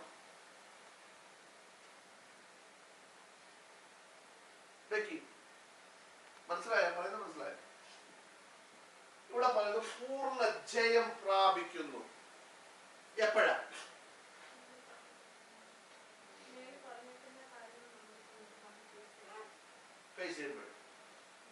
ഓക്കെ, അപ്പം അവിടെ പറയുന്നു ആപത്തോ വാളോ. വാള് വന്നു. വാള് വന്നപ്പോ എന്താ? ഇത് പല രീതിയിൽ പലർക്കായിരിക്കും വരുന്നത്. നമുക്ക് കഷ്ടതയാണെങ്കിൽ വേറൊരു ഭാഗത്ത് ഭക്തിയോടെ ജീവിച്ചവന് നഗ്നതയായിരിക്കാം. അതേ സമയത്ത് വേറൊരു ഭാഗത്ത് ദൈവമക്കൾക്ക് വാളായിരിക്കാം. മനസ്സിലായി ഞാൻ പറഞ്ഞത്? നമുക്കിപ്പോ നഗ്നതയൊന്നുമില്ല, നമുക്ക് വാളില്ല, പ്രശ്നമൊന്നുമില്ല.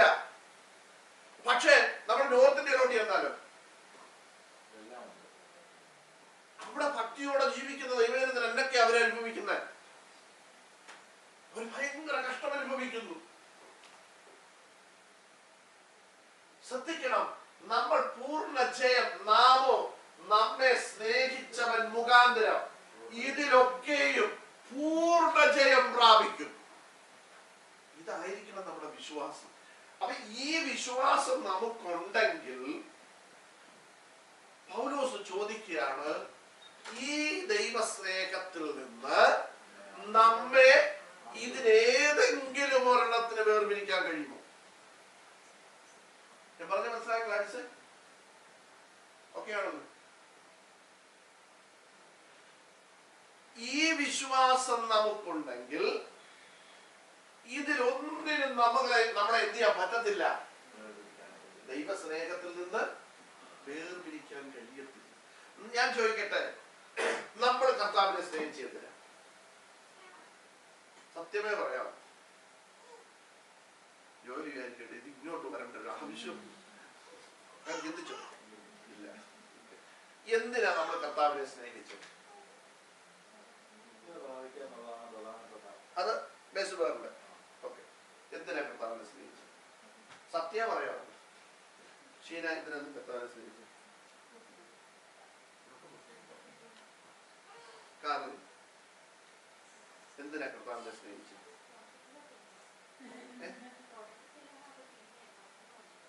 അല്ല, കർത്താവിനെ ഇപ്പൊ സ്നേഹിക്കുന്നുണ്ടോ? എന്തിനാ സ്നേഹിക്കുന്നത്?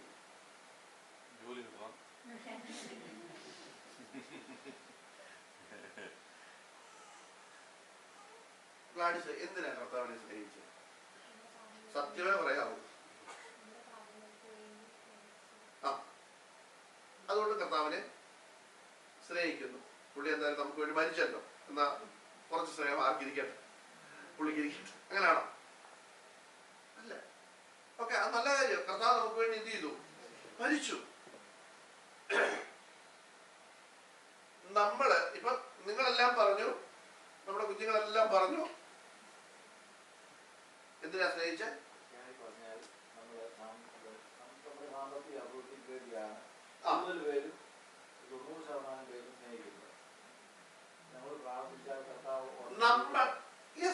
നമ്മൾ സ്നേഹിച്ചത് എന്തിനാണെന്നറിയോ?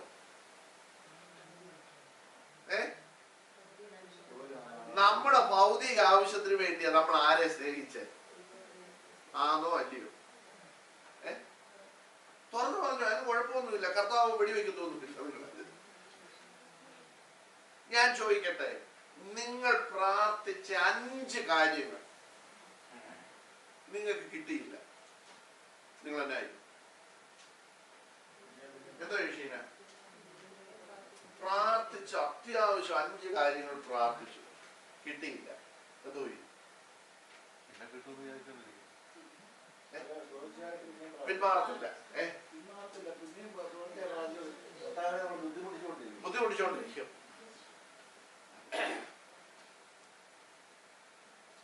നിങ്ങളുടെ നല്ല ഉത്തരങ്ങൾക്ക് നന്ദി. ദൈവം നിങ്ങളെ അനുഗ്രഹിക്കട്ടെ. നിങ്ങൾ അങ്ങനെ തന്നെ ഉറച്ചെന്ത് ചെയ്യട്ടെ, നിൽക്കണം. കർത്താവിനെ പിടിച്ചു വെച്ച് പ്രാർത്ഥിക്കും. ഞാൻ ഒരു ചോദ്യം കൂടി ചോദിക്കും. ചോദിച്ചു. കഴിഞ്ഞ ആഴ്ച നമ്മൾ പറഞ്ഞ കൂട്ടത്തില് അവസാന സമയത്ത് പറഞ്ഞു ഗൾഫിലെ അവരുടെ കാര്യം പറഞ്ഞല്ലോ. 4 ലക്ഷം രൂപ ശമ്പളം കിട്ടുന്ന കാര്യത്തിൽ നമ്മൾ പ്രാർത്ഥിക്കുമ്പോൾ 4 ലക്ഷം രൂപ നമ്മൾ ശമ്പളം കിട്ടുന്ന പ്രാവശ്യം പറഞ്ഞു അറബിയുടെ കയ്യിൽ കാശുള്ളത് കൊണ്ടാണല്ലോ കിട്ടി, അല്ലെങ്കിൽ പിന്നെ പരിയുടെ കയ്യിൽ കാശുള്ളത് കൊണ്ടാണല്ലോ കിട്ടുന്നത്. അത് ശരിയാണോ അങ്ങനെ പറഞ്ഞത്? ഞാൻ ചോദിക്കട്ടെ, ഞാൻ ആ പറഞ്ഞതിന്റെ ബാക്കിയൂടെ പറയണം. അല്ല ഇത് പറഞ്ഞില്ല. പറഞ്ഞില്ലല്ലേ? ഓക്കെ. അപ്പൊ അതിന്റെ ബാക്കി ഒന്ന് ഞാനിപ്പോ പറയാം. നമ്മൾ പ്രാർത്ഥിക്കുന്നത് അറബിയുടെ കയ്യിൽ പൈസ ഉണ്ടെങ്കിൽ നമ്മൾ പ്രാർത്ഥിക്കുന്ന പ്രാർത്ഥന ദൈവം കേട്ടായിരിക്കും അറബിയുടെ മനസ്സിലാക്കില്ല നമുക്ക് പൈസ തരുന്നത്, ശമ്പളം തരുന്നത്. അപ്പൊ നമ്മുടെ പ്രാർത്ഥനയ്ക്ക് ഒരിക്കലും നമുക്ക് അത് പറയാൻ ഒക്കത്തില്ല. ഇനി ബാക്കിയൂടെ ഞാൻ പറയാം. ഇതിനിടയ്ക്ക് ഞാനൊരു പറയാം. ഞാൻ പറഞ്ഞത് നമ്മൾ അതിന് മുമ്പേ പഠിച്ചത്, അതുകൊണ്ടാണ് ഞാൻ ആ ഭാഗത്തേക്ക് വരാഞ്ഞത്. അത് ബേസ്ബോൾ ഓർക്കുന്നില്ല. ഞാൻ പറഞ്ഞ വിഷയം നമ്മൾ ഒരു ഭൗതികത്തിന് വേണ്ടി മാത്രമാണ് ഞാൻ ആ വാക്യം പറഞ്ഞു. നിങ്ങൾ ഈ ലോകത്തിൽ ആ വാക്യത്തായിരുന്നു പുരിതലേഖനത്തിന് വാക്യമുണ്ടല്ലോ. ആ വാക്യം ആർക്കും ഓർമ്മയുണ്ടോ? നിങ്ങൾ ഈ ലോകത്തിൽ മാത്രം ക്രിസ്തുവിൽ പ്രത്യാശ വെച്ചിരിക്കുന്നവരാണെങ്കിൽ, അങ്ങനല്ല, സകല മനുഷ്യരെക്കാൾ നിങ്ങൾ ആരാണ്? അരിഷ്ടന്മാരാണ്. മനസ്സിലായോ? അപ്പൊ നമ്മൾ ഈ ഭൂമിയിൽ ഭൗതികമായതിനു വേണ്ടി മാത്രം, നമ്മൾ അതിന് മുമ്പത്തെ ക്ലാസ്സിൽ പഠിച്ചതാ, ഭൗതികമായ വിഷയത്തിന് വേണ്ടി മാത്രമാണ് നമ്മൾ ആരിൽ പ്രത്യാശ വെച്ചേക്കുന്നത്? ക്രിസ്തുവിൽ പ്രത്യാശ വെച്ചിരിക്കുന്നത്. നമ്മുടെ ആഗ്രഹം മൊത്തം ഞാനിപ്പോ നമ്മൾ പറഞ്ഞോട് ചേർത്തെന്ന് പറയാം, നമ്മൾ ക്രിസ്തുവിനെ സ്നേഹിച്ചത് മൊത്തം എന്തിനാ? അല്ല അത് ബേസുവെന്ന് പറയാൻ പറ്റത്തില്ലായിരിക്കാം. ഇപ്പൊ ഒരു വ്യക്തി ഭൗതികമായ വിഷയത്തിന് വേണ്ടി മാത്രം, അങ്ങനെയാണ് ഞാൻ ചോദിക്കട്ടെ, ന്യൂജൻ ചർച്ചിൽ പോകുന്ന എവിടെയെങ്കിലും ബേസുബേർ ഈ കർത്താവിന്റെ വരവിനെ കുറിച്ച് കേട്ടുള്ളൂ? അങ്ങനെയാണ്. ഇത് രണ്ടും വരുമ്പോ രണ്ടാളവരുടെ കാര്യം, ഇത് നമ്മുടെ കാര്യം എന്ന് പറയാൻ പറ്റത്തില്ല. ബേസുബേറിന് പറയാം. ഇപ്പൊ ബേസുബേർ ഞാൻ ചോദിക്കട്ടെ, ഇവിടെ ഇരിക്കുന്ന എനിക്ക് പറയാൻ പറ്റുമോ, നിങ്ങളെല്ലാം, അല്ലെങ്കിൽ നിങ്ങൾക്ക് പറയാൻ പറ്റുമോ പാസ് ഇതെല്ലാം പാസ് കർത്താവ് വരുന്നത് മാത്രമാ ചിന്ത? നിങ്ങൾക്ക് ആർക്കെങ്കിലും പറയാൻ പറ്റുമോ? പ്രൂവ് ചെയ്യാൻ പറ്റുമോ? ഇങ്ങനെ ഇവിടുത്തെ ക്ലാസ് കേട്ടോ, അല്ല ഇത് ആർഗ്യുമെന്റ് ഒന്നും അല്ല കേട്ടോ. എനിക്കൊരു വണ്ടി തരുക, ഞാനൊരു വണ്ടി വേണമെന്ന് ആഗ്രഹിച്ചു, നമ്മൾ പ്രാർത്ഥിക്കും, വണ്ടി വേണമെന്ന് പറഞ്ഞാൽ പ്രാർത്ഥിക്കും. അപ്പം ഈ വണ്ടിയുടെ ഓണറിന്റെ കയ്യില് പൈസ കാണുമായിരിക്കും, പക്ഷെ നമ്മൾ കൊടുക്കുന്ന പൈസ അദ്ദേഹം സ്വീകരിക്കത്തില്ലയോ? തീർച്ചയായിട്ടും സ്വീകരിക്കും. അല്ലെങ്കിൽ എനിക്കൊരു വണ്ടി ഒരാൾ എനിക്ക് ഫ്രീ ആയിട്ട് തരുവാക്കില്ല, അദ്ദേഹത്തിന് വണ്ടി പൈസ ഇല്ലാത്തത് കൊണ്ടോ ഒന്നുമല്ല, പക്ഷെ ഞാനത് പ്രാർത്ഥിച്ച് വാങ്ങി പറഞ്ഞാൽ ദൈവം എനിക്കായിട്ട് അത് തരുവല്ലേ? ആണ്, അത് ഞാൻ പറയുന്നില്ല. പാസ് കഴിഞ്ഞ ആഴ്ചയിൽ പറഞ്ഞത് എനിക്ക് ഉണ്ടായി. കാരണം 4 ലക്ഷം രൂപ ഒരാൾക്ക് ശമ്പളം കിട്ടുമെന്ന് പറഞ്ഞാൽ അവരുടെ കയ്യിൽ പൈസ ഇല്ല. അപ്പൊ നമ്മൾ അങ്ങനെയാണെങ്കിൽ നമ്മൾ പ്രാർത്ഥിക്കേണ്ട കാര്യമില്ല, പ്രാർത്ഥിച്ചിട്ട് പ്രാർത്ഥിക്കുന്നില്ല. അറബിയുടെ കയ്യിൽ പൈസ ഉള്ളത്, അപ്പൊ ദൈവം നമുക്ക് നന്മയ്ക്ക് വേണ്ടി അത് പ്രാർത്ഥിക്കേണ്ട ആവശ്യമില്ലെന്നുള്ള രീതിയിലാണ് പറഞ്ഞു വന്നത്. അതാണ് എനിക്ക് സംശയം വരാം. അത് സംശയം വരാൻ കാരണം എന്നറിയോ, ഞാൻ അതിനു മുമ്പ് പറഞ്ഞിട്ടുണ്ട്, അതുകൊണ്ടാണ് ഞാൻ അതിലേക്ക് കടക്കാനിത്. ഞാൻ പറഞ്ഞത് നമ്മൾ ഇപ്പൊ ഞാൻ ഈ പറഞ്ഞ വാക്യമുണ്ടല്ലോ, ഏതാ? നമ്മൾ ഈ ആയുസ്സിൽ മാത്രം ക്രിസ്തുവിൽ പ്രത്യാശ വെച്ചിരിക്കുന്നവരാണെങ്കിൽ സകല മനുഷ്യരെക്കാളും നമ്മൾ ആരാണ്? അരിഷ്ടന്മാർ. പുരിതലേഖനത്തിൽ പൗലോസ് പറയാം. അപ്പൊ നമ്മള് ആഗ്രഹിക്കുന്നു ഈ ഭൂമിയിൽ എന്തെങ്കിലും കുറച്ച് പൈസ നമുക്ക് കിട്ടണം, ജീവിക്കണം. കർത്താവ് ഒരു ഉപമ പറഞ്ഞു, തിന്നുക, കുടിക്കുക, ആനന്ദിക്കുക, നാളെ ശാകുമല്ലോ. അപ്പൊ ഞാനാണെന്ന് നിങ്ങളെ കൂട്ടിക്കും, അത് ഞാനാണെന്ന് കൂട്ടിക്കും. അപ്പൊ എന്റെ ആഗ്രഹമല്ല എന്നാ? തിന്നുക കുടിക്കുക, അതിനെന്ത് വേണം? പൈസ വേണം. അപ്പം എനിക്ക് ആ പൈസ എന്ത് ചെയ്യണം? കിട്ടണം. അപ്പൊ ഞാൻ ദൈവത്തോട് പറയും, എനിക്ക്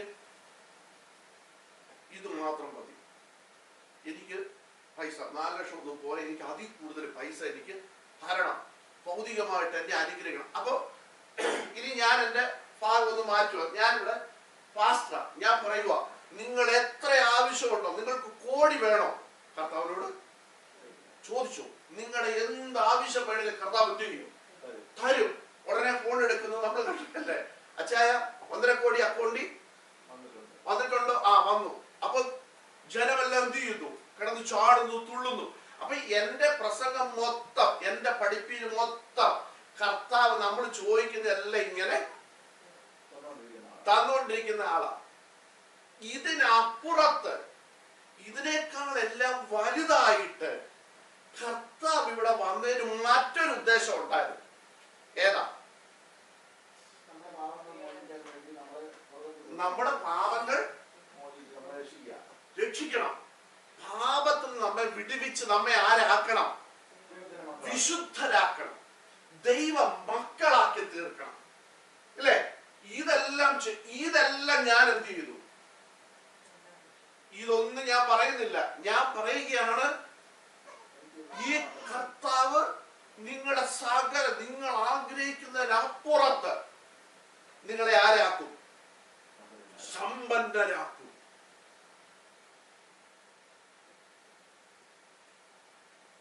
ഇങ്ങനെ ഞാൻ പറയുമ്പോൾ ഞാൻ ഒരു ഭൗതികത്തിന് വേണ്ടി മാത്രമാണ് ഈ ദൈവത്തെ കണ്ടതെങ്കിൽ, ഇതിനേക്കാൾ കൂടുതൽ സമ്പത്ത് കൊടുക്കുന്ന ദൈവം അപ്പുറത്ത് നിൽപ്പുണ്ട്. അതാണ്, അവിടെയാണ് ഞാൻ ആ ഉദാഹരണം പറഞ്ഞത്. നമ്മൾ 4 ലക്ഷം രൂപ സാലറി മേടിച്ച് ആരുടെ കയ്യിൽ നിന്നാ? ഒരു അറബിയുടെ കയ്യിൽ നിന്ന്. ഈ അറബിക്ക് പൈസ കൊടുത്ത ഒരു ദൈവം അപ്പുറത്ത് വേറെ നിൽപ്പുണ്ട്. എനിക്കിത് മാത്രമാണ് ഈ ദൈവത്തിൽ നിന്ന് ഞാൻ ആഗ്രഹിക്കുന്നതെങ്കിൽ, ഇതിനപ്പുറത്ത് ധനം തരുന്ന ഒരു ദൈവം അപ്പുറത്ത് നിൽപ്പുണ്ട്. പക്ഷെ നമ്മൾ ഈ ദൈവത്തെ കണ്ടത് എന്തിനു വേണ്ടിയാ? ഈ സമ്പത്തിന് വേണ്ടി മാത്രമല്ല. ഓക്കെ, നമ്മൾ പ്രാർത്ഥിച്ചപ്പോ ജോലി കിട്ടി, നല്ലത്. പക്ഷെ ഇതല്ല എന്റെ വിഷയം. എന്റെ വിഷയം ഇവിടെ ഇത് കിട്ടിയാലും കിട്ടിയില്ലെങ്കിലും, 1 ലക്ഷം കിട്ടിയാലും 50,000 കിട്ടിയാലും, എനിക്കപ്പുറത്ത് നിത്യതയാണ് എന്റെ വലുത്. എനിക്ക് വേണ്ടി നിത്യത ഒരുക്കിയ ഒരുവനുണ്ട്. എനിക്ക് വേണ്ടി സ്വർഗമൊരുക്കിയ ഒരുവനുണ്ട്. എന്റെ പാപത്തിൽ തന്നെ വിടുവിച്ച് ഒരുവൻ അപ്പുറത്തുണ്ട്. ആ ഒരു ചിന്ത എനിക്കില്ലാതെ, ആ ഒരു ചിന്തയിലേക്ക് ഞാൻ പോകാതെ, ലോകത്തിലെ ഭൗതികത്തിന് വേണ്ടി മാത്രമാണെങ്കിൽ അത് വാരിക്കോരിക്കൊടുക്കുന്ന ദൈവങ്ങൾ വേറെയുണ്ട്. കാരണം യേശുവിന്റെ അടുക്കൽ വന്നിട്ട് പിശാചനാ പറഞ്ഞത്, മൊത്തം കാണിച്ചിട്ട് പറഞ്ഞു, ഇതല്ല എന്റെയാ. ആരോടാ പറഞ്ഞേ? ഈ പിശാച് ആരോടാ പറഞ്ഞത്? സകലത്തിന്റെയും ഉടയവനായ കർത്താവിനോട് പറയുക, നീ ഇത് കണ്ടോ? എല്ലാം കാണിച്ചിട്ട് പറഞ്ഞു, ഇതല്ല ആരുടെയാ? എന്റെയാ. നീ എന്നെ ഒന്ന് വീണ് നമസ്കരിച്ചാൽ പിന്നെ ഇതല്ല നിന്റെ. പക്ഷെ എന്തോ ചെയ്യണം? വീണ് നമസ്കരിക്കണം. ഞാൻ പറഞ്ഞത്, നമ്മൾ അങ്ങനെ വീണ് നമസ്കരിച്ചാൽ വാരിക്കോരി കൊടുക്കുന്ന ഒരു ദൈവം അപ്പുറത്ത് നിൽപ്പുണ്ട്. കർത്താവ് എന്നാ പറഞ്ഞേ? കർത്താവിന് മറുപടി എന്നാ പറഞ്ഞേ? കർത്താവ് പറഞ്ഞേ ചോദിച്ച എന്നാ കർത്താവ് പറഞ്ഞേ? അയ്യോ, ദിശ സിമ്പിളാ, നമുക്കല്ല അറിയാതെ. കർത്താവ് എന്നാ പറഞ്ഞത്? ഉറക്കെ പറഞ്ഞു, ശരിയാ. നിന്റെ ദൈവമായ കർത്താവിനെ മാത്രമേ, യഹോവയെ മാത്രമേ എന്ത് ചെയ്യാവൂ? നമസ്കരിക്കുകയും ആരാധിക്കുകയും ചെയ്യാവൂ എന്ന് എഴുതിയിട്ടുണ്ടല്ലോ. കേട്ടോ? നീ നിന്നെ വീണ് നമസ്കരിച്ചാൽ നീ എന്ത് തരും? ലോകം മുഴുവൻ തരാന്നല്ലേ പറഞ്ഞു. ഭൗതികം നിനക്ക് തരാം. പക്ഷെ കർത്താവ് പറയുക, നിന്റെ ദൈവമായ കർത്താവിനെ മാത്രമേ നീ എന്ത് ചെയ്യാവൂ. എടുത്തോ ബസ് പറയാം. മത്തായി സുവിശേഷത്തില്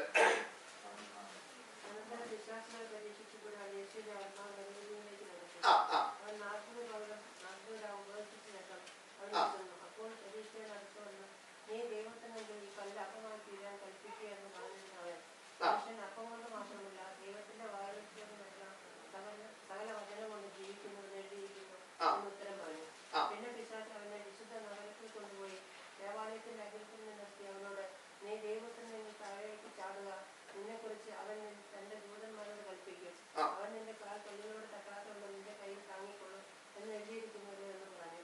യേശു അവനോട്, നിന്റെ ദൈവമായ കർത്താവിനെ പരീക്ഷിക്കരുത് എന്നും കൂടെ എഴുതിയിരിക്കുന്നു എന്ന് പറഞ്ഞു. പിന്നെ പിശാച് അവനെ ഏറ്റവും ഉയർന്ന ഒരു മലയമേൽ കൂട്ടിക്കൊണ്ടുപോയി ലോകത്തിലുള്ള സകല രാജ്യങ്ങളെയും അവയുടെ മഹത്വത്തെയും കാണിച്ചു. നീ വീണെന്നെ നമസ്കരിച്ചാൽ ഇതൊക്കെയും നിനക്ക് തരാം എന്ന് അവനോട് പറഞ്ഞു. യേശു അവനോട്, സാത്താനെ എന്നെ വിട്ടുപോ, നിന്റെ ദൈവമായ കർത്താവിനെ നമസ്കരിച്ച് അവനെ മാത്രമേ ആരാധിക്കാവൂ എന്ന് എഴുതിയിരിക്കുന്നുള്ളൂ എന്ന് പറഞ്ഞു. കണ്ടോ? കർത്താവ് പറഞ്ഞത്, സാത്താനെ എന്നെ വിട്ടുപോ. നിങ്ങൾ ഒരു വാക്കാണ് ഒന്ന് ശ്രദ്ധിക്കണം. നിങ്ങളത് ചിന്തിച്ച ഭാവം ഒന്ന് വായിച്ചിട്ട്, കർത്താവ് ഈ സാത്താനോട് പറയുകയാണ്, സാത്താനെ എന്നെ വിട്ടുപോ എന്ന് പറഞ്ഞത് ഈ സാത്താൻ മാത്രം പാരാണോ പറഞ്ഞിരിക്കുന്നത്?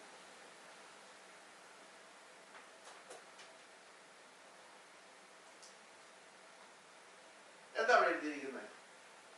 അവിടെ എഴുതിയിട്ടില്ല. നിങ്ങളത് ചിന്തിച്ചു നോക്കിക്കേ. അടുത്ത വാക്യം കൂടെ ചേർത്ത് വായിച്ചാൽ നിങ്ങൾക്ക് മനസ്സിലാകത്തുള്ളൂ. നിങ്ങൾ എന്നെ വിട്ടുപോലുള്ള ഭാഗം മാത്രം നോക്കിക്കൊണ്ടിരുന്നാൽ മനസ്സിലാകത്തില്ല.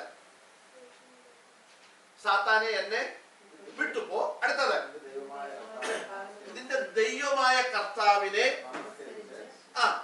അവനെ മാത്രമേ ആരാധിക്കാവൂ എന്ന് എഴുതിയിരിക്കുന്നുവല്ലോ. കണ്ടോ?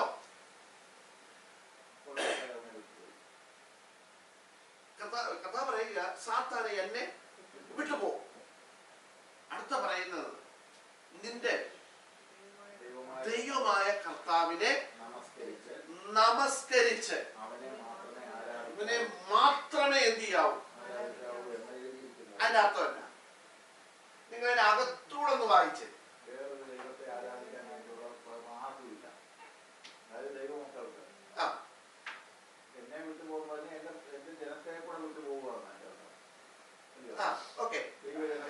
മനസ്സിലായ ബെസൂർ പറഞ്ഞു. ഓക്കെ, നിങ്ങൾ അതിന്റെ അകത്തൂടെ ഒന്ന് വായിച്ച്. നിങ്ങൾ ആ വാക്യം എടുത്തിട്ട് പറഞ്ഞു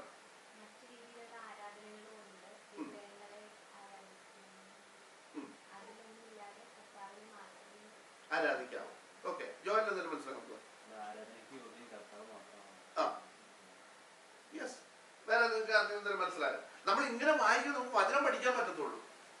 നിങ്ങളെല്ലാം വചനം പഠിക്കണം.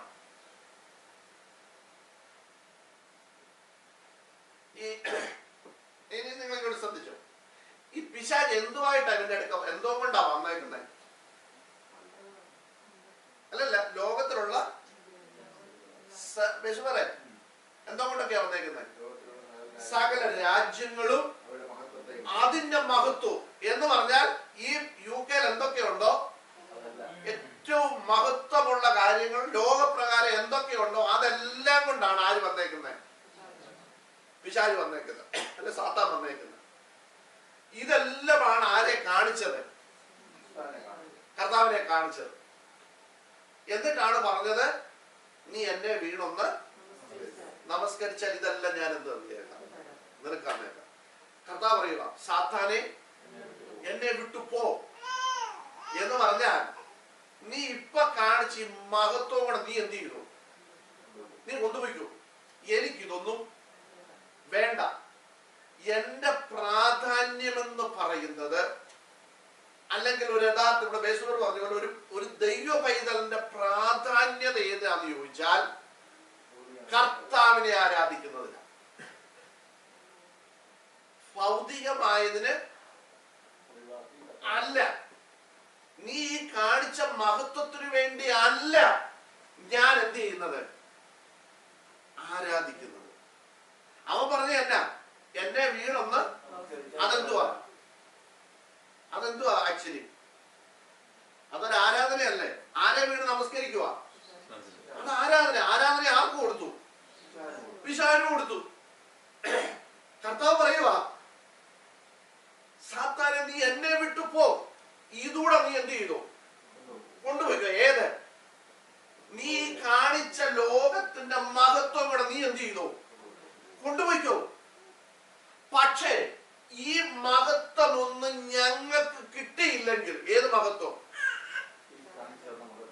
ഈ കാണിച്ച മഹത്വം ഒന്നും എനിക്ക് കിട്ടിയില്ലെങ്കിലും എന്നെ പോലെ ദൈവത്തെ ആരാധിക്കണമെന്ന് കൽപ്പന കിട്ടിയ ദൈവമക്കൾക്ക് കിട്ടിയില്ലെങ്കിലും അവർ ആരെ ആരാധിക്കത്തുള്ളൂ? ദൈവത്തെ മാത്രമേ ആരാധിക്കൂ. ഇതിൽ നിന്ന് ഒരു കാര്യം കൂടെ ഞാൻ പറയാം. അപ്പൊ ആരാധിക്കുന്നത് എന്തിനാണ്? നമ്മള് ഇത് കിട്ടാനാണോ?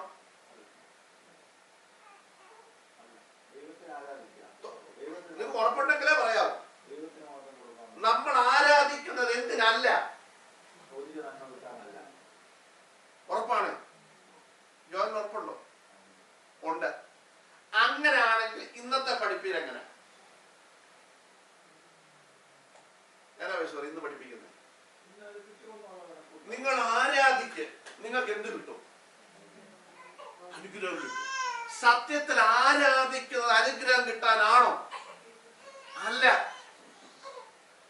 ആരാധനയ്ക്ക് ഒരുവനെ യോഗ്യനുള്ളെന്നുള്ള അറിവ് കൊണ്ടാണ് നമ്മൾ ആരെ ആരാധിക്കുന്നത്?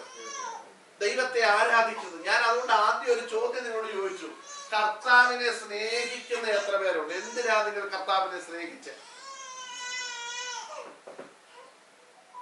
നിങ്ങൾ കർത്താവിനെ എന്തിനാ സ്നേഹിച്ചത്? നമ്മൾ ആരാധിക്കുന്ന ഇന്ന് നമ്മൾ വചനത്തിൽ നിന്ന് എന്ത് ചെയ്തു? മാറിപ്പോയി. പിശാചിനോട് കർത്താവ് പറഞ്ഞു, നീ എന്നെ വിട്ടുപോ, ഇതെല്ലാം നീ കൊണ്ടുപോയിക്കോ. ഇതൊന്നും എനിക്ക്, ഞാൻ പറയുന്നത് മനസ്സിലാകുന്നുണ്ടോ? നിങ്ങൾക്ക് മനസ്സിലാകുന്നുണ്ടോ മക്കളെ? ഇതൊന്നും എനിക്ക് കിട്ടിയില്ല. മനസ്സിലാകുന്നുണ്ടോ? നിങ്ങൾക്ക് സംശയമായിട്ട് അന്നേരം ചോദിച്ചോണം. ഇതൊന്നും നീ ഇപ്പൊ ഈ കാണിച്ച കാര്യങ്ങളൊന്നും ഞങ്ങൾക്ക് കിട്ടിയില്ലെങ്കിലും ഞങ്ങൾ ആരെ ആരാധിക്കും? കർത്താവിനെ ആരാധിക്കും. നീ കാണിച്ചല്ലോ, ഇതെല്ലാം തരാം, നീ എന്ത് ചെയ്യണം? എന്നെ ആരാധിക്കണം, എന്നെ വീണ് നമസ്കരിക്കണം, അല്ലെങ്കിൽ എന്നെ എന്ത് ചെയ്യണം? ആരാധിക്കണം. ആരാധിച്ചാൽ മാത്രമേ നീ എന്ത് ചെയ്യത്തുള്ളൂ? ഈ ലോകത്തിന്റെ മഹത്വം ഒക്കെ എന്ത് ചെയ്യത്തുള്ളൂ? കൊടുക്കത്തുള്ളൂ. പക്ഷേ യഥാർത്ഥ ദൈവ പൈതൽ ലോകത്തിന്റെ മഹത്വം കിട്ടിയില്ലെങ്കിലും, ലോകത്തിലുള്ള ഒന്നും കിട്ടിയില്ലെങ്കിലും അവരെന്ത് ചെയ്യും? ദൈവത്തെ ആരാധിക്കും. കാരണം അവരാരാധിക്കുന്നത് ഭൗതികത്തിന് വേണ്ടിയല്ല, മറിച്ച് പാപത്തിൽ നമ്മെ വീണ്ടെടുത്തത് കൊണ്ട്, നിത്യത നമുക്ക് അവകാശമായി തന്നതുകൊണ്ട് കർത്താവിനെ നമ്മൾ എന്ത് ചെയ്യുക? ആരാധിക്കുക. ഒന്നുകൂടെ ഞാൻ നിങ്ങളുടെ അറിവിന് വേണ്ടി പറഞ്ഞത്, ഞാൻ ഇവിടെ പറഞ്ഞതാണെങ്കിൽ ഒന്നുകൂടെ ഞാൻ പറയട്ടെ. നമ്മൾ പറയുന്നു, അപ്പോസ്തലർ രാത്രികാലെ ആരാധിച്ചപ്പോൾ ചങ്ങല പൊട്ടി. സത്യത്തെ ആരാധിച്ചപ്പോ ചങ്ങല പൊട്ടാനാണ് അവർ ആരാധിച്ചത്. ജോലി കൺഫ്യൂഷൻ ആയില്ലേ? ചങ്ങല പൊട്ടാനാണോ അവർ ആരാധിച്ചത്? യെസ്, ചങ്ങല പൊട്ടാനാണ് അവർ ആരാധിച്ചതെങ്കിൽ ചങ്ങല പൊട്ടിയപ്പോ അവരെന്ത് ചെയ്തേനെ? തന്നെ ഉണ്ടല്ലോ. നിങ്ങൾ ശ്രദ്ധിക്കണം, ഇവർ ഓടിപ്പോയിരുന്നെങ്കിൽ ഒരു കുടുംബം അവിടെ സൂയിസൈഡ് ചെയ്തത്. ഇവർ ഓടിപ്പോകാതെ അവിടെ നിന്നതുകൊണ്ട് ഞാൻ അവിടുത്തെ ഈ കാരാഗൃഹ പ്രമാണിയും കുടുംബവും എന്ത് ചെയ്തു എന്നാണ് എഴുതിയേക്കുന്നത്?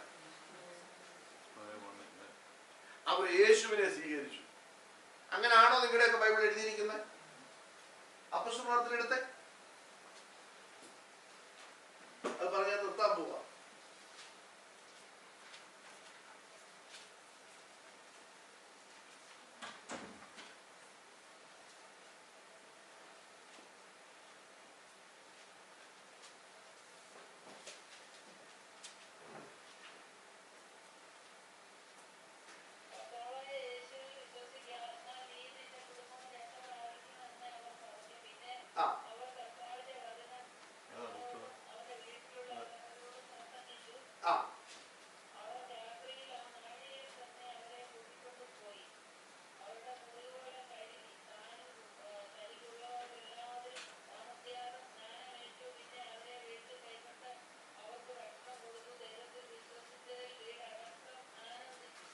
ശ്രദ്ധിച്ചേ, 16-ാം അധ്യായത്തിൽ അപ്പോസ്തല പ്രവർത്തനം 16-ാം അധ്യായത്തിന്റെ 31 മുതലുള്ള ഭാഗം വായിച്ച നിങ്ങൾ ശ്രദ്ധിച്ചോണം. അവിടെ പറയുന്നു, കർത്താവിൽ വിശ്വസിച്ചത് കൊണ്ട് അവർ വീടടക്കം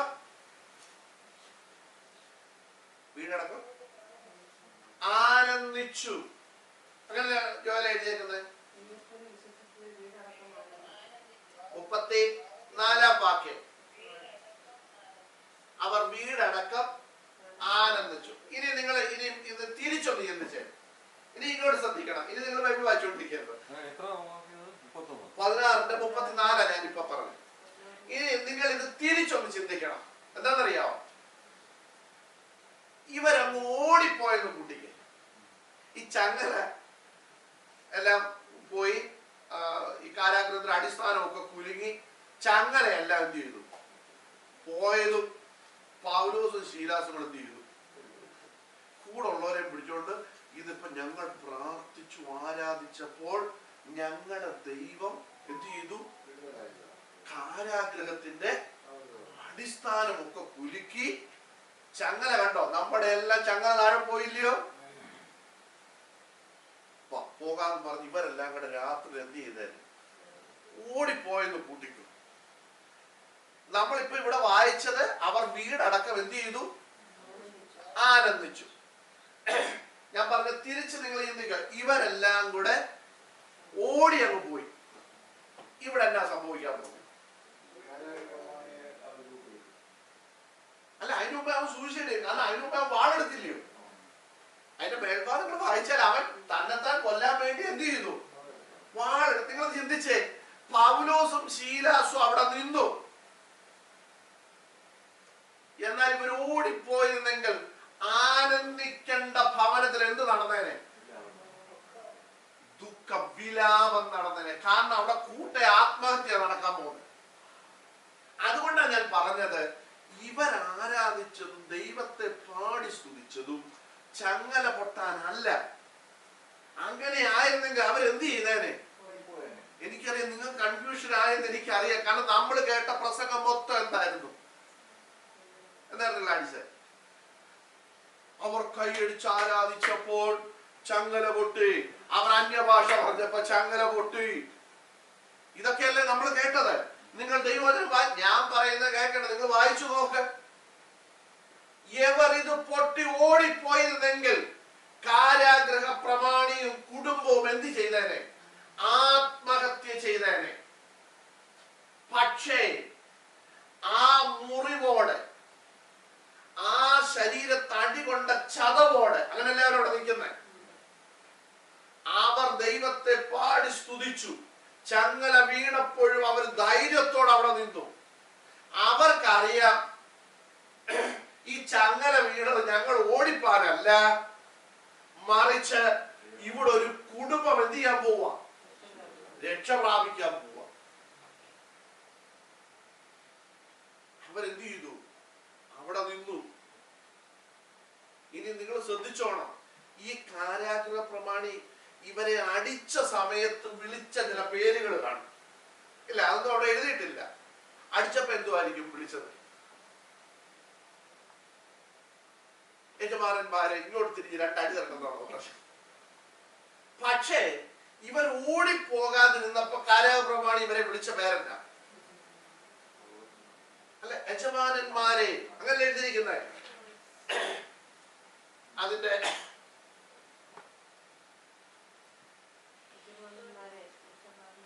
30-ാം വാക്യം, അവരെ പുറത്തു കൊണ്ടുവന്നു. യജമാനന്മാരെ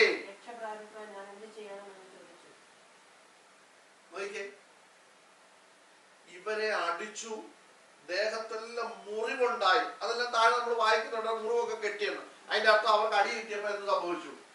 മുറിവുണ്ടായി, ചതവുണ്ടായി, ഇതെല്ലാം ഉണ്ടായി. അന്നേരം ഒക്കെ വിളിച്ചത് വേറെ ഏതെങ്കിലും, നമുക്കറിയാം നമ്മുടെ നാട്ടിലെ രീതി വെച്ച് പോലീസ് സ്റ്റേഷനിൽ ചെല്ലുമ്പോ അവരെന്താ വിളിക്കുന്നത്? സർ വന്നിട്ട് ഇന്നാട്ട് എന്നാണോ പറയുന്നത്? അങ്ങനല്ല, വേറെ പലതും വിളിക്കുന്നത്. പക്ഷേ ശ്രദ്ധിക്കണം, ഇവിടെ ഇവർ ഓടിപ്പോകാതെ ഇവർ ധൈര്യത്തോടെ നിന്ന് കഴിഞ്ഞപ്പോൾ ഒരു കുടുംബം എന്ത് ചെയ്തു? രക്ഷ പ്രാപിച്ചു. അവർ സ്നാനമേറ്റു. അങ്ങനല്ലേ എഴുതിയിരിക്കുന്നത്? അവർ വീടടക്കം എന്ത് ചെയ്തു? ആനന്ദിച്ചു. ശ്രദ്ധിച്ചേ ദൈവമക്കളെ, നമ്മൾ ആരാധിച്ചത്, നമ്മൾ പറഞ്ഞു വന്ന വിഷയം, പിശാച് പറയുന്നു നീ എന്നെ വീട് നമസ്കരിക്ക്. ഈ വീട് നമസ്കരിക്കുക എന്ന് പറഞ്ഞാൽ അതിന്റെ അർത്ഥം എന്താണെന്നറിയോ? ഒന്ന് ആരാധിക്കുക എന്നുള്ളതാണെങ്കിൽ പോലും നമ്മൾ ഒരു മനുഷ്യനെ വീട് നമസ്കരിച്ചു കഴിഞ്ഞാൽ അതിന്റെ അർത്ഥം എന്നാ? യെസ്, നമ്മൾ അവന്റെ അടിമയാണ്. ആരുടെ? ഇവിടെ കർത്താവ് പറയുക, ഞാൻ ഈ ഭൂമിയിൽ വന്നപ്പോൾ ഒന്നുമില്ലാത്തവരായിട്ടാണ്. കർത്താവ് വന്നത് എന്താ? നമ്മൾ പാടത്ത് തല ചായ്പാൻ അവന് ഇടമില്ലായിരുന്നു. കർത്താവ് ചിന്തി പറയുക, ഓ, ഞാൻ വന്നപ്പോഴ് എനിക്ക് എന്റെ അമ്മയ്ക്ക് എന്നെ പ്രസവിക്കാൻ എന്തില്ലായിരുന്നു? സ്ഥലം കിട്ടിയില്ല. പശുവിനെ കിട്ടുന്നിടത്താണ് എന്നെ കിടത്തിയത്. ശീലകൾ ചുറ്റിയ എന്നെ നല്ലൊരു പാമ്പർ മേടിക്കാൻ പോലും പപ്പാടെ കയ്യിൽ എന്തില്ലായിരുന്നു? കാശില്ലായിരുന്നു.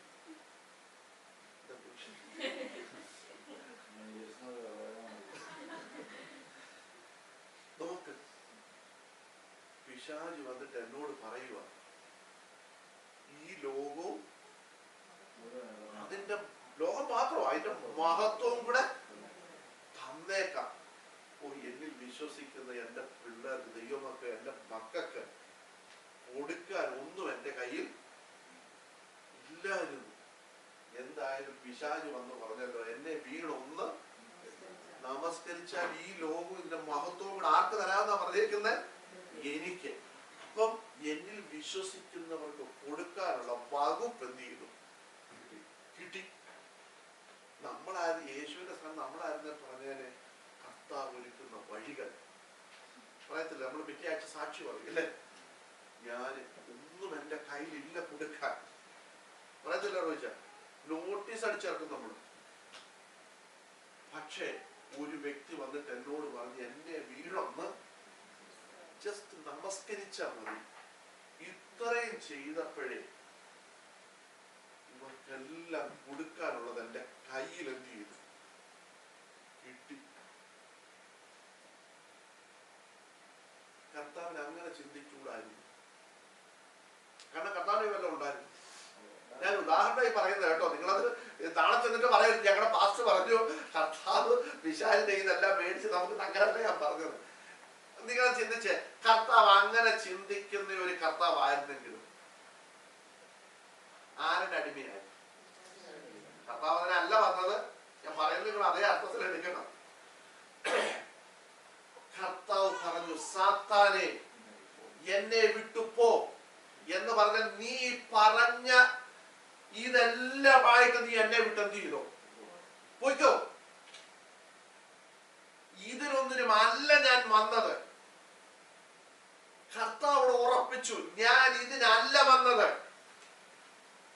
ഞാൻ വന്നത് പാപത്തിൽ. ലോകത്തിൽ ഒരു മനുഷ്യനും, ഒരു വ്യക്തിക്കും, ഒരു സർക്കാരിനും, ഒരു ലോകത്തിന്റെ ഭരണാധികാരിക്കും രക്ഷിക്കാൻ കഴിയാത്ത ഒരു വിഷയത്തിലാണ് ലോകം കിടക്കുന്നത്. അതിൽ നിന്ന് രക്ഷിക്കാൻ എനിക്ക് മാത്രമേ കഴിയത്തുള്ളൂ. കർത്താവ് ഈ ഭൂമി വന്നപ്പോഴ് കർത്താവിന് ഒരു ലക്ഷ്യമുണ്ടായിരുന്നു. ചുമ്മാതാണോ കർത്താവ് വന്നത്? അല്ല, കർത്താവിന് ഒരു ലക്ഷ്യമുണ്ടായിരുന്നു. ആ ലക്ഷ്യത്തിന് വേണ്ടിയാ കർത്താവ് വന്നത്. ആ ലക്ഷ്യം എന്തായിരുന്നു? പാപത്തിൽ നിന്ന് വിടുവിക്കുക.